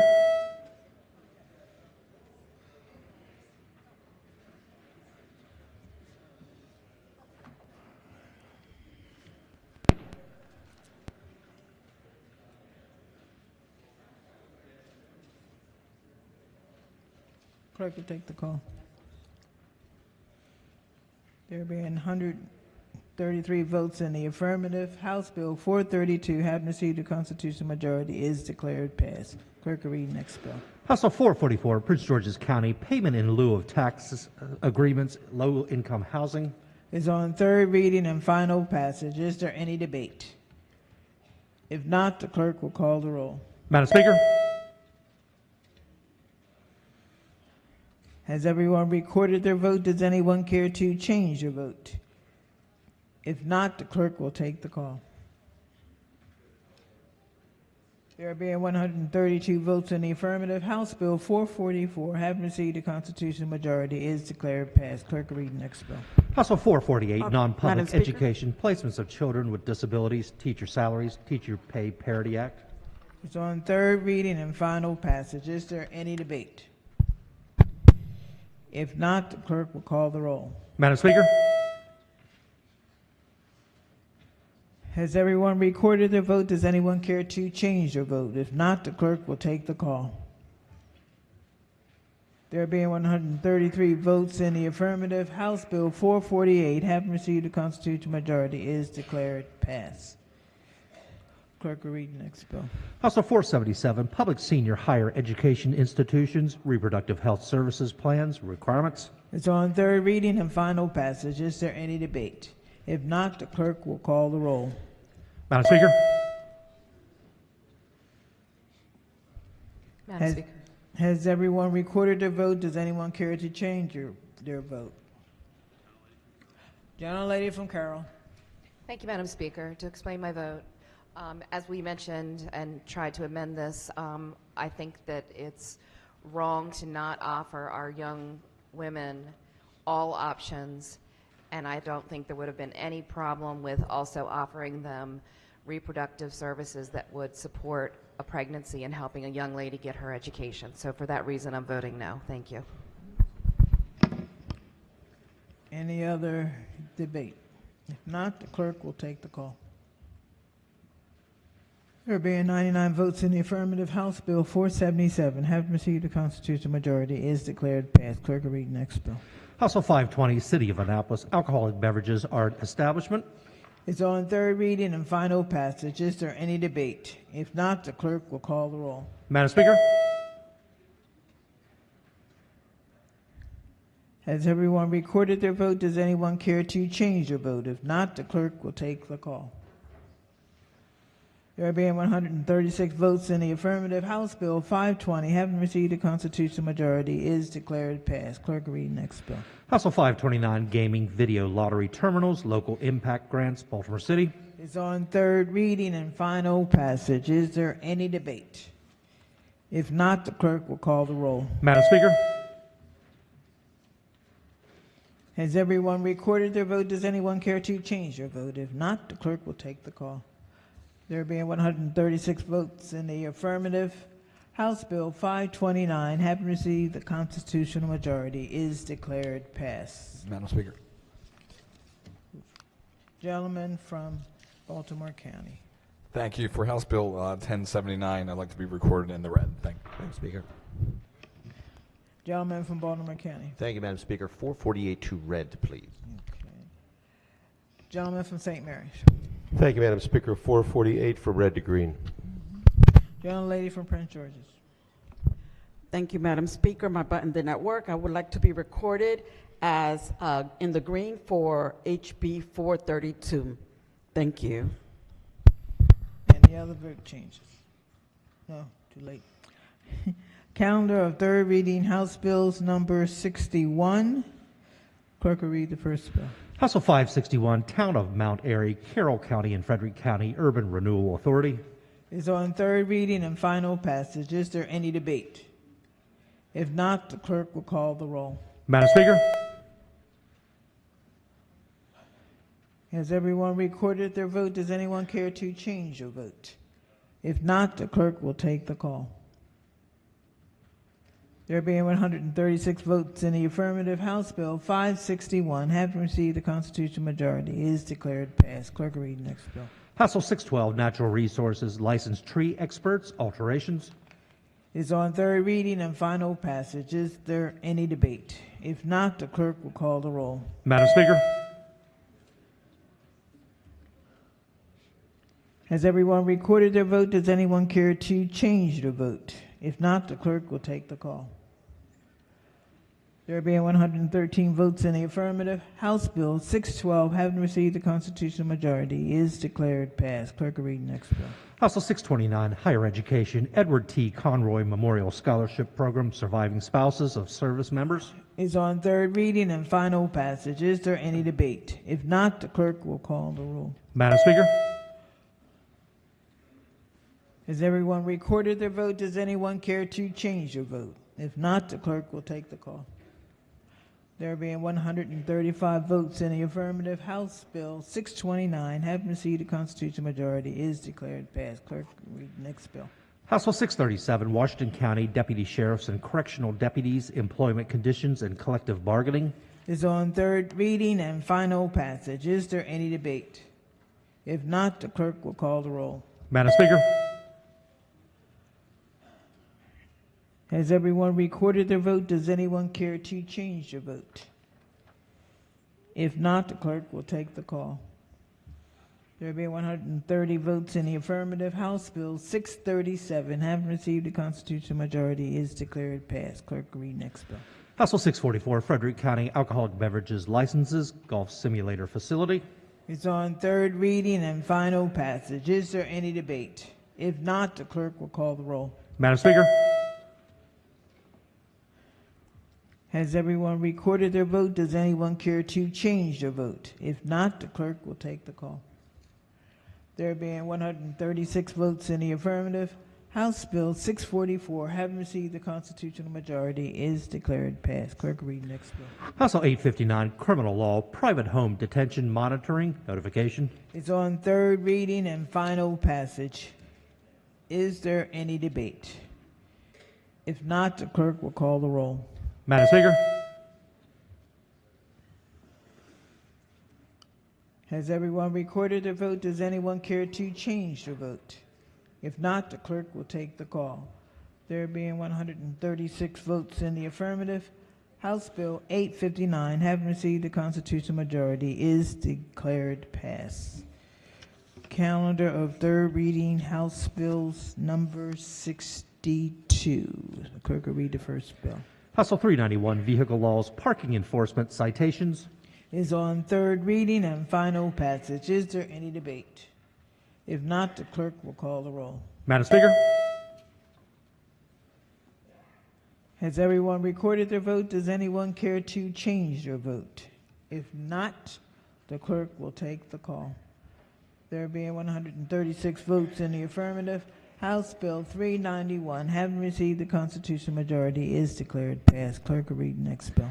House Bill 557, Carroll County Public Facilities Bonds. Is on third reading and final passage. Is there any debate? If not, the clerk will call the roll. Madam Speaker. Has everyone recorded their vote? Does anyone care to change their vote? If not, the clerk will take the call. There being 136 votes in the affirmative, House Bill 557, having received the constitutional majority, is declared passed. Clerk will read the next bill. House Bill 887, St. Mary's County Metropolitan Commission, New Facilities. It's on third reading and final passage. Is there any debate? If not, the clerk will call the roll. Madam Speaker. Has everyone recorded their vote? Does anyone care to change their vote? If not, the clerk will take the call. There being 135 votes in the affirmative, House Bill 887, having received the constitutional majority, is declared passed. Clerk will read the next bill. House Bill 1004, Wacomico County Sanitary District Authorization. Is on third reading and final passage. Is there any debate? If not, the clerk will call the roll. Madam Speaker. Has everyone recorded their vote? Does anyone care to change their vote? If not, the clerk will take the call.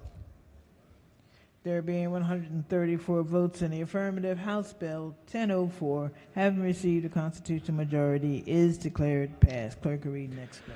House Bill 1237, Special Education, Judicial Actions, Attorneys' Fees, and Related Costs.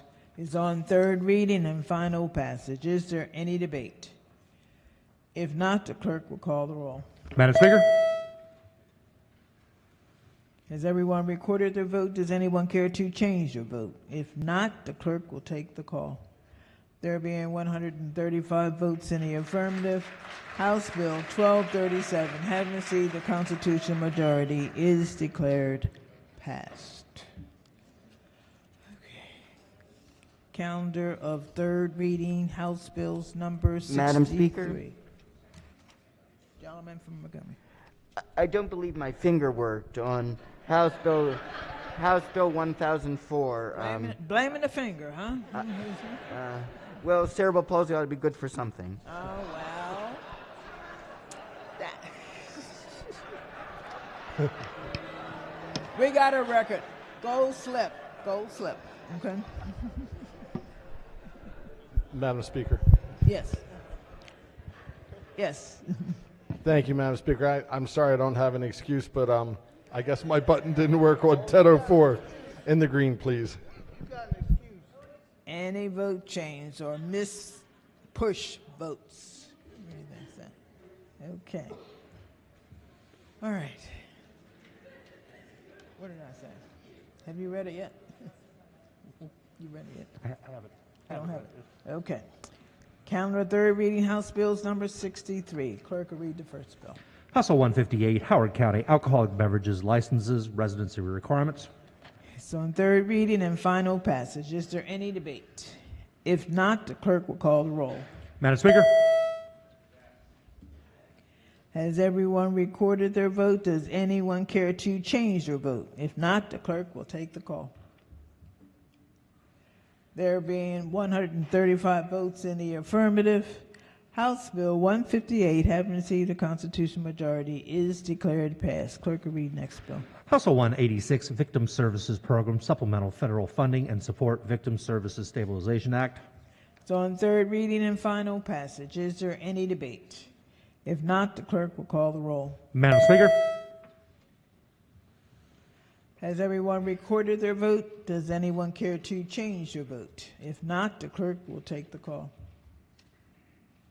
There being 136 votes in the affirmative, House Bill 186, having received the constitutional majority, is declared passed. Clerk will read next bill. House Bill 248, Baltimore County Class B-ECFDS Education Conference Facility Dining Service License, Towson University. Is on third reading and final passage. Is there any debate? If not, the clerk will call the roll. Madam Speaker. Has everyone recorded their vote? Does anyone care to change their vote? If not, the clerk will take the call. There being 135 votes in the affirmative, House Bill 248, having received a constitutional majority, is declared passed. Clerk will read next bill. House Bill 263, St. Mary's County Gaming Senior Activity Centers. Is on third reading and final passage. Is there any debate? If not, the clerk will call the roll. Madam Speaker. Has everyone recorded their vote? Does anyone care to change their vote? If not, the clerk will take the call. There being 136 votes in the affirmative, House Bill 263, having received the constitutional majority, is declared passed. Clerk will read next bill. House Bill 489, Residential Service Agencies Reimbursement Personal Assistance Services. Is on third reading and final passage. Is there any debate? Minority Whip. Thank you, Madam Speaker. I had a brief question for the floor leader, if I could. Floor leader. I get to. Sure. How Good are you? afternoon. Good to see you. So this bill, great sponsor, is incredibly short. Can you just tell me what the bill does? The bill is very straightforward. It says that the state of Maryland has the authority to use public dollars to pay for a certain cadre of health worker. The bill specifies that the Maryland Department of Health may reimburse residential service agencies for personal assistance services only if those employees, if those workers are classified as employees. Now, why would we want to only have individuals classified as employees working in that field? The state has an interest in working people having all of the benefits that they should desire. That is paid leave, vacation days, all of the benefits that would accrue to any other person working. Who would want those benefits that don't accrue to folks who are classified as independent contractors or contract workers? So, okay, so it looks like a part of that statement would be that an employer now would be required to pay those benefits. You know, we passed laws here changing paid benefits, et cetera. But then the other part is you had mentioned from the employee side. Are you suggesting that all individuals that work in that field want to be classified as employees, or would it be fair to say that some of those individuals would prefer to stay as, let's say, a 1099? That's a great question. People come to work with different expectations and different needs. Some people do want the option of being independent contractors. Others prefer to be employees. But this bill has nothing to do with the choice that individual people make. All it says is that the state of Maryland will use Medicaid dollars to reimburse residential service agencies only for those workers who are classified as employees. The only thing I would say with that statement, though, is because you will only be reimbursed if you are classified as an employee, I would say you're kind of tying their hands. I mean, is that fair to say? Because we're now saying that the state's not going to reimburse them unless they're classified as an employee, so they don't really have a choice. They just have a choice of whether to work there or not work there. Is that fair to say? May I ask who you're referring to when you use the term they? Are So you referring it's my to the understanding, residential service some of the agency? testimony here, there's a lot of written testimony, but up to 50% of workers in this field are 1099. And so if we now change the policy as of today, I mean, assuming it goes to the Senate and our new governor signs off on it, then there will there will pretty much be no more 1099s, especially if folks want to get reimbursed for compensation. So the reason I ask this is because if 50% of the folks working in this field are 1099, we're now saying that you have to be a W-2 employee, then that obviously will change the trajectory of those individuals one way or the other. That's a great question. Actually, at this point, I don't think we know enough about the population of residential service agency home care workers or personal care assistants, because a bill that we passed in 2022 requiring all RSAs, residential service agencies, to document the type of workers that they employ, only about 20% of all the RSAs in the state have completed that survey. So we only know a little bit about a fraction of the workers. I don't think we can draw any conclusions about that population just yet. Sounds like a good study bill, huh? No. Okay. So I'll just say this, and thank you very much. I appreciate that. To me, with a significant amount of workers in this field, whether it's 50% or less, the fact that individuals may choose to remain a 1099 for whatever reason, maybe they have their own business or independent contractors, what have you, but this policy change will have big implications. For one, an employer now will be on the hook for paying all those additional expenses that come with paid leave, even if the employee doesn't want it. And then the second part is, again, goes back to the employee's choice or the worker's choice. If they choose to stay as a 1099, this will likely eliminate that choice, because in order to be reimbursed from Medicaid, they're going to have to be classified as an employee, which I'm assuming means a W-2 employee. So with that, I'm going to be voting against the bill, and I appreciate the responses to the question. Thank you, Madam Speaker. Thanks for the questions. Gentleman from the Eastern Shore. Thank you, Madam Speaker. Could the floor leader rise for a couple questions? I believe she is. Greetings. Thank you, and greetings. So, look, in 2013, 2012, I cut my political teeth on this subject in the construction trades. The prior chairman of Economic Matters Committee worked with me as a private business person that was deeply affected with the general premise of this bill, and we made law change. When I testified, and it's a matter of record, I have never watched the video, but when I testified, one of the things that I said about this particular law, it was driving people that were business owners, entrepreneurs, sole proprietors, away from what they wanted to do to make a living in America, and forcing them to become employees for businesses that may not care or even want to be employed by. And my question, and it's the first one, is sort of a leading question that I've given you my background, which is very passionate on this particular issue, is when the bill says that if they're not an employee, they can't be used in this setting if the bill passes, what else would you call them? I mean, what is the proper definition? You're creating a definition of something other than an employee. What's your definition of what those folks are? The bill does not have any language referring to what is a title of these particular workers. Okay, Madam Speaker, that's my only question, and I'm going to speak for a moment on the bill because I have alluded to the nature of what I know to be true, which is in America we wake up in the morning and we decide for ourselves what we are going to do, how we're going to do it, and for many people in this country, being a business owner, being an entrepreneur like my grandfather was in 1964 when he created his business, those were the paths that many people in this country take. It is not easy inherently to start a business. There are high capital requirements if you want to build a building or have an office space. There are certain capital requirements to run an office. So for some people that want to be a business owner, it is using the tools of the trade, which are a person's hands, a person's minds, and a person's heart, to deliver what they feel is the best service to society and be reimbursed for that in a country like ours.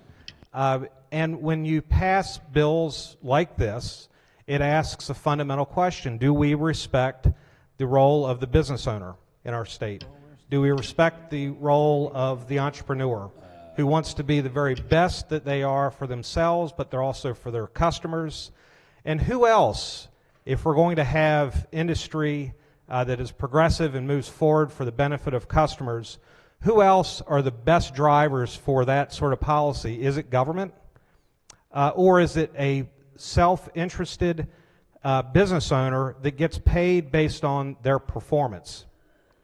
When I see this bill, I didn't know by title what it was, and I want to thank the minority leader and our leadership for at least bringing the subject forward in caucus today, because it immediately reminded me of why I'm here in office, and that is to be a defender of small businesses. This bill is the definition of fighting against those people that define themselves as small business people.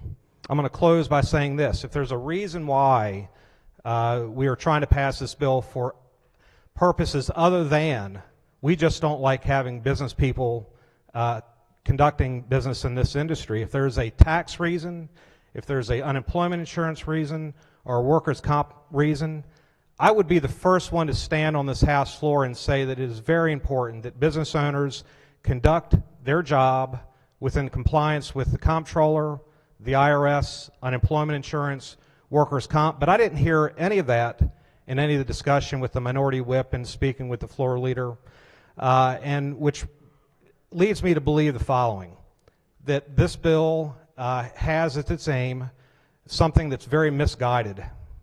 And while there might be well intentions to the bill, and I don't doubt the floor leader and her intentions, the net effect of a bill, should it pass, is to hurt a large percentage of these people that wake up in the morning and decide that, hey, today's the day I want to make a difference with what skills I have on how I know how to make a living and do it for myself and not for somebody else and not for an employer. And for all those reasons, Madam Speaker, for the first time in my 9 years being in office, I stand here with respect for the legislative body that worked to help back in 2012, and the first time I felt like I've had to rise again on a similar issue for which it defines why I'm standing in this particular spot in Maryland Chamber. Thank you. Madam Speaker. Floor leader. Thank you, Madam Speaker. I'd like to thank my esteemed colleague for his thoughtful remarks and for his heartfelt commitment to making conditions better for working people and business owners in Maryland, and I share your concerns. I think it's important to keep in mind what this bill actually does. This bill helps us to tackle the healthcare workforce shortage in our state. Residential service agencies are suffering. They cannot retain their people who work for them. And we can call them workers. Okay, I think we can use that word here without too much animus. If residential service agencies can't retain workers, then our grandmas and friends and family and neighbors and constituents don't get the health care that they need. They can't manage to care for all the people who need care without enough workers. This bill helps residential service agencies attract and retain those important workers. So this is actually good for businesses. When employees have access to benefits, they're more likely to choose that employer and they're more likely to stay. Finally, this bill represents a policy decision that we've made in the state, a commitment that we've made to working people and to delivering health care for all. With that, Madam Speaker, I urge the body to vote yes on this bill. Thank you. Madam Speaker. Is there any further? Gentlelady from Carroll. Thank you, Madam Speaker. Once you have to go through, as a family member, the care of your elderly parents, you learn a lot about this industry. And having done that myself, I would just say that I was told exactly the opposite about 10 years ago when I had to go through this process.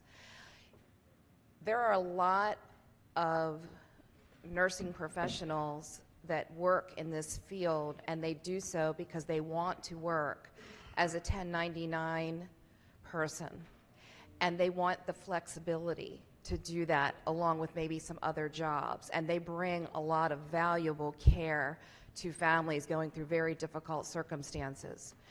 And by restricting and forcing these employers to make everyone become a W-2 employee, you're taking away options. You're going to have the opposite effect of trying to hire and bring more people into this industry that is so very needed. And so for that reason, Madam Speaker, I'll be voting no. Thank you. Is there any further debate?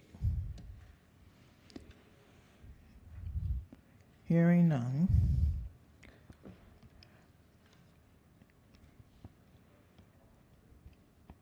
What the clerk could, huh? Yeah.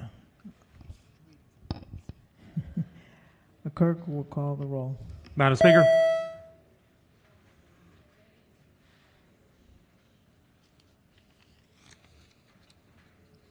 Has everyone recorded their vote? Does anyone care to change their vote?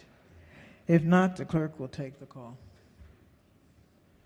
There being 99 votes in the affirmative, House Bill 489, having received the constitutional majority, is declared passed. Clerk will read next bill. House Bill 559, Carroll County Alcoholic Beverages, modification of seating requirements. Is on third reading and final passage. Is there any debate? If not, the clerk will call the roll. Madam Speaker. Has everyone recorded their vote? Does anyone care to change their vote? If not, the clerk will take the call. There being 136 votes in the affirmative, House Bill 559, having received a constitutional majority, is declared passed. Clerk, read next bill.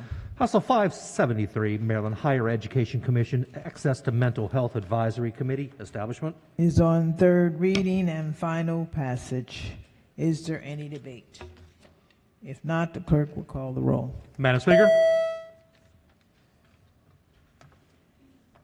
Has everyone recorded their vote? Does anyone care to change their vote? If not, the clerk will take the call. There being 135 votes in the affirmative, House Bill 573, having received the constitutional majority, is declared passed. Calendar of third reading, House Bills number 64. The clerk will read the first bill. House Bill 671, Garrett County Board of County Commissioners meetings. Is on third reading and final passage. Is there any debate? If not, the clerk will call the roll. Madam Speaker. Has everyone recorded their vote? Does anyone care to change their vote? If not, the clerk will take the call. There being 134 votes in the affirmative, House Bill 671, having received a constitutional majority, is declared passed. Clerk will read the next bill. House Bill 679, Frederick County Alcoholic Beverages Licenses, display of license. Is on third reading and final passage. Is there any debate? If not, the clerk will call the roll. Madam Speaker. Has everyone recorded their vote? Does anyone care to change their vote? If not, the clerk will take the call. There being 135 votes in the affirmative, House Bill 679, having received the constitutional majority, is declared passed. Clerk will read the next bill. House Bill 707, Office of the Comptroller, Taxpayer Advocate Division. Is on third reading and final passage. Is there any debate? If not, the clerk will call the roll. Madam Speaker?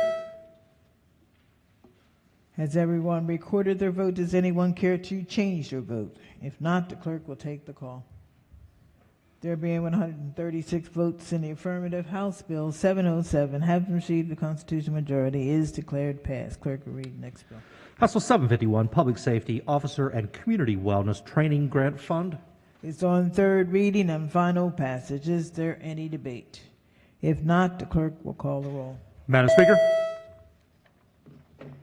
Has everyone recorded their vote? Does anyone care to change their vote? If not, the clerk will take the call. There being 137 votes in the affirmative, House Bill 751, having received the constitutional majority, is declared passed. Clerk will read next bill. House Bill 763, Montgomery County Collective Bargaining for Sheriff's Office Employees, Binding Arbitration Procedures. Is on third reading and final passage. Is there any debate? If not, the clerk will call the roll. Madam Speaker? Has everyone recorded their vote? Does anyone care to change their vote? If not, the clerk will take the call. There being 132 votes in the affirmative, House Bill 763, having received the constitutional majority, is declared passed. Clerk will read the next bill. House Bill 792, Law Enforcement Officers Pension System, Frostburg City Police Department. Is on third reading and final passage. Is there any debate? If not, the clerk will call the roll. Madam Speaker? Has everyone recorded their vote? Does anyone care to change their vote? If not, the clerk will take the call. There being 134 votes in the affirmative, House Bill 792, having received the constitutional majority, is declared passed. Clerk will read next bill. House Bill 905, Garrett County Alcoholic Beverages Act of 2023. Is on third reading and final passage. Is there any debate? If not, the clerk will call the roll. Madam Speaker? Has everyone recorded their vote? Does anyone care to change their vote? If not, the clerk will take the call. There being 135 votes in the affirmative, House Bill 905, having received the constitutional majority, is declared passed. Madam Speaker? Yes. Young lady I'd like to from be Prince George's. recorded as green for HB 573. Thank you. Yes. Thank you, Madam Speaker. House Bill 763, button wasn't working. Please put me down for green. Thank you. Any other changes? Vote changes. Okay. Calendar of third reading, House Bills number 65. Clerk will read the first bill. House Bill 820, Montgomery County, Maryland Route 200, Intercounty Connector Speed Limit Enforcement. Is on third reading and final passage. Is there any debate? If not, the clerk will call the roll. Madam Speaker? Has everyone recorded their vote? Does anyone care to change their vote? If not, the clerk will take the call. There being 111 votes in the affirmative, House Bill 820, having received the constitutional majority, is declared passed. Clerk will read the next bill. House Bill 853, Baltimore City, Control over Powers of Police Commissioner. Is on third reading and final passage. Is there any debate? Madam Speaker. General Lady from Hartford. Thank you so much, Madam Speaker. Commissioner Harrison came in and he asked for what I thought was a reasonable amendment to this bill to make sure that he can still make important policy decisions for his department, but also keep in line with the consent decree that is, I know, important to everyone in the Baltimore metro area. So I'll be read on this bill. Is there any further debate? If not, the clerk will call the roll. Madam Speaker? Has everyone recorded their vote? Does anyone care to change their vote? If not, the clerk will take the call. There being 117 votes in the affirmative, House Bill 853, having received a constitutional majority, is declared passed. Clerk will read next bill. House Bill 870, Division of Rehabilitation Services and Developmental Disabilities Administration, Memorandum of Understanding. It's on third reading and final passage. Is there any debate? If not, the clerk will call the roll. Madam Speaker. Has everyone recorded their vote? Does anyone care to change their vote? If not, the clerk will take the call. There being 137 votes in the affirmative, House Bill 870, having received a constitutional majority, is declared passed. Clerk, read the next bill. House Bill 931, Eastern Shore Code Counties Maximum Hotel Rental Madam Tax Speaker. Rate Alteration. Is on third Madam Speaker. reading and final passage. Recognizing the Vice Chair of the committee. Thank you, Madam Speaker. Will the floor leader yield for a few questions on this bill? Gladly. Good afternoon. Thank you. Can you tell us what this bill does? This bill authorizes the 4 code counties on the Eastern Shore to increase their hotel rental tax rate from 5% to 6%. It is enabling only. It's enabling only. Okay. Is there a delegation letter on this bill? This is not a delegation bill. As you know, there are 8 counties on the Eastern Shore. This bill only impacts 4 of them: Kent County, Queen Anne's, Worcester, and Caroline. We did receive, the committee did receive testimony from all 4 of those local jurisdictions supporting the legislation. Okay, good. I just wanted to make sure before I ask a bunch of weird questions that I'm not violating local courtesy here. Okay. So I did read some of the letters from those counties, and I mean, if I understand correctly, between the fiscal note and the testimony that was submitted, it sounds like the bulk of this bill is designed to let Ocean City increase its hotel tax from 5% to 6%. Is that correct? Well, the county would be increasing its hotel tax from 5% potentially up to 6%. They would have the authority to do so under this legislation. For municipalities within the county, that revenue is collected by the county and dispersed to the municipality. Got it. Okay. So, but again, from the fiscal note, it sounds like of the $5 million generated by this tax increase, 4.5 of it is going to be for Ocean City. And it sounds like Worcester and some of the other counties are in for this. But again, 4.5 out of the $5 million is for Ocean City. So as you might imagine, the overwhelming majority of hotel rooms on the Eastern Shore are located in Ocean City. So that's primarily what this bill does. See, I'm old enough to remember that time that Governor Hogan made a very big deal about lowering the cost of people's Labor Day trips to Ocean City. I think it was $1 or $2 on the round trip on tolls. Does that sound about right? I recall that claim, yes. Okay, and so I'm bad at math, but for the average person going to Ocean City, the 1% tax increase is probably going to be bigger than this. So just to keep in mind, this bill does not establish a 1% increase. It authorizes an increase of up to 1%. And I think that is within the local jurisdiction's purview. Ocean City, in particular, their local economy depends very heavily on tourism. I don't think they're inclined to do anything to discourage tourism. I think they have a right to, and we are authorizing them to collect a hotel rental tax rate so that they can help deal with the expenses of tourism. Okay, that's totally fair. I do like visiting Ocean City. I'm happy to throw in, I guess, a couple bucks on my hotel stays to help them finance this $150 million sports stadium. Happy to do that. And so this Montgomery County Democrat endorses this bill and is going to vote for the GOP tax increase. Thank you. Madam Speaker. Okay. Gentleman from St. Mary's. Thank you, Madam Speaker. I'm glad to hear the delegate's comments from Montgomery County that he's going to vote for the bill. I am also going to vote for this bill. And the reason why is I feel so bad for my friends that are on the Eastern Shore. And I think we're going to see a lot of bills like this coming in the future from red counties. You know, the difference between when Governor Hogan cut those tolls to now, there's a big difference in the economy. You know, you look back at President Joe Biden's economy the last 2 or 3 years. We've increased spending $6 trillion leading to a 40-year high in inflation. Policies that have come out of this chamber, like paid family leave, minimum wage, the environmental policies have all created havoc in red counties. And they're looking to try to pay their bills. Just look at Kerwin. Kerwin alone. Kerwin is, I think, Irish for tax increase. And that's what these red counties are doing, and I feel bad for them. I think we're going to see more of it in the future. I'll be voting green, but we need to take a look at the policies coming out here and what it actually affects on the county revenue. Thank you, Madam Speaker. Madam Speaker. Yes. Thank you, Madam Speaker. On a vote change on House Bill 853. What did I do wrong? Oh, yeah. Pardon me. I really need that change. Huh?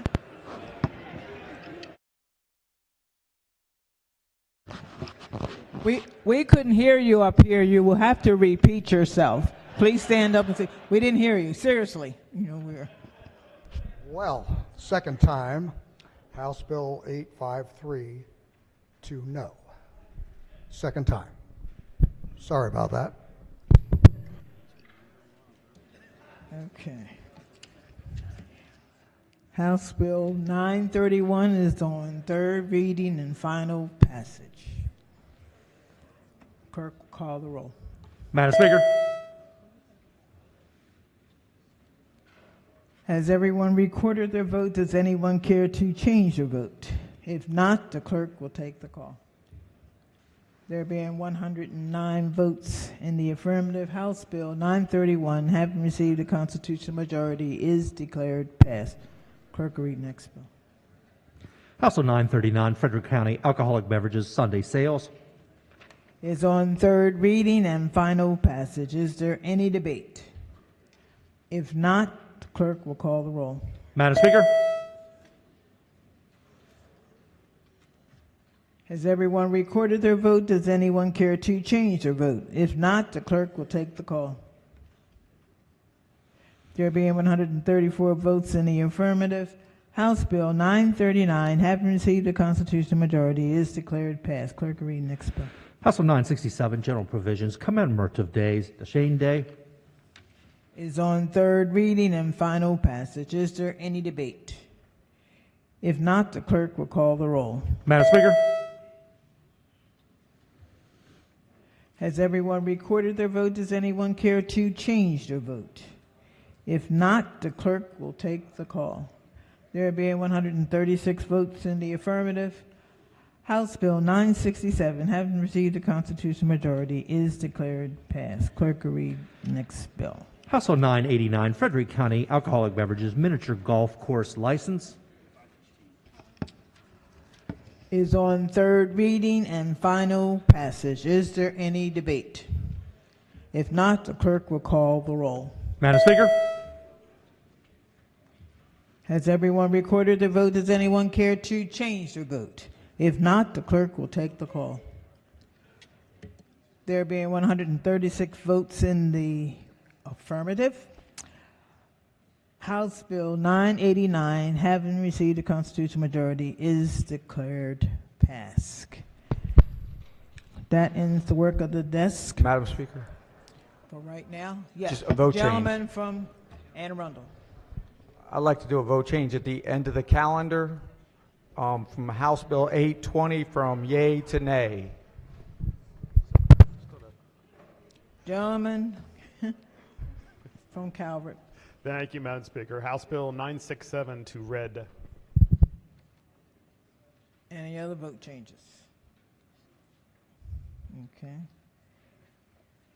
We are coming back at 5:15. Are there any delegation announcements between that time and now? Any caucus announcements? Women History Month. We'll do that at the end of the next session. Okay. Any personal guest announcements? Very quickly, Madam Speaker. Yes. Very quickly, I would like to recognize one of our former colleagues, former Baltimore County delegate, Joe Cluster, is chosen today of all days to come and join us. Good to see you, Joe.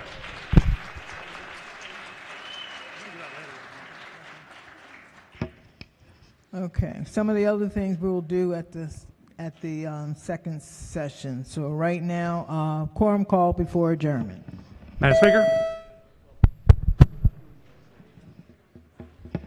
Has everyone recorded their presence? You can leave your items at your desk. No, Madam Speaker, I wanted to make a committee announcement. Oh, well.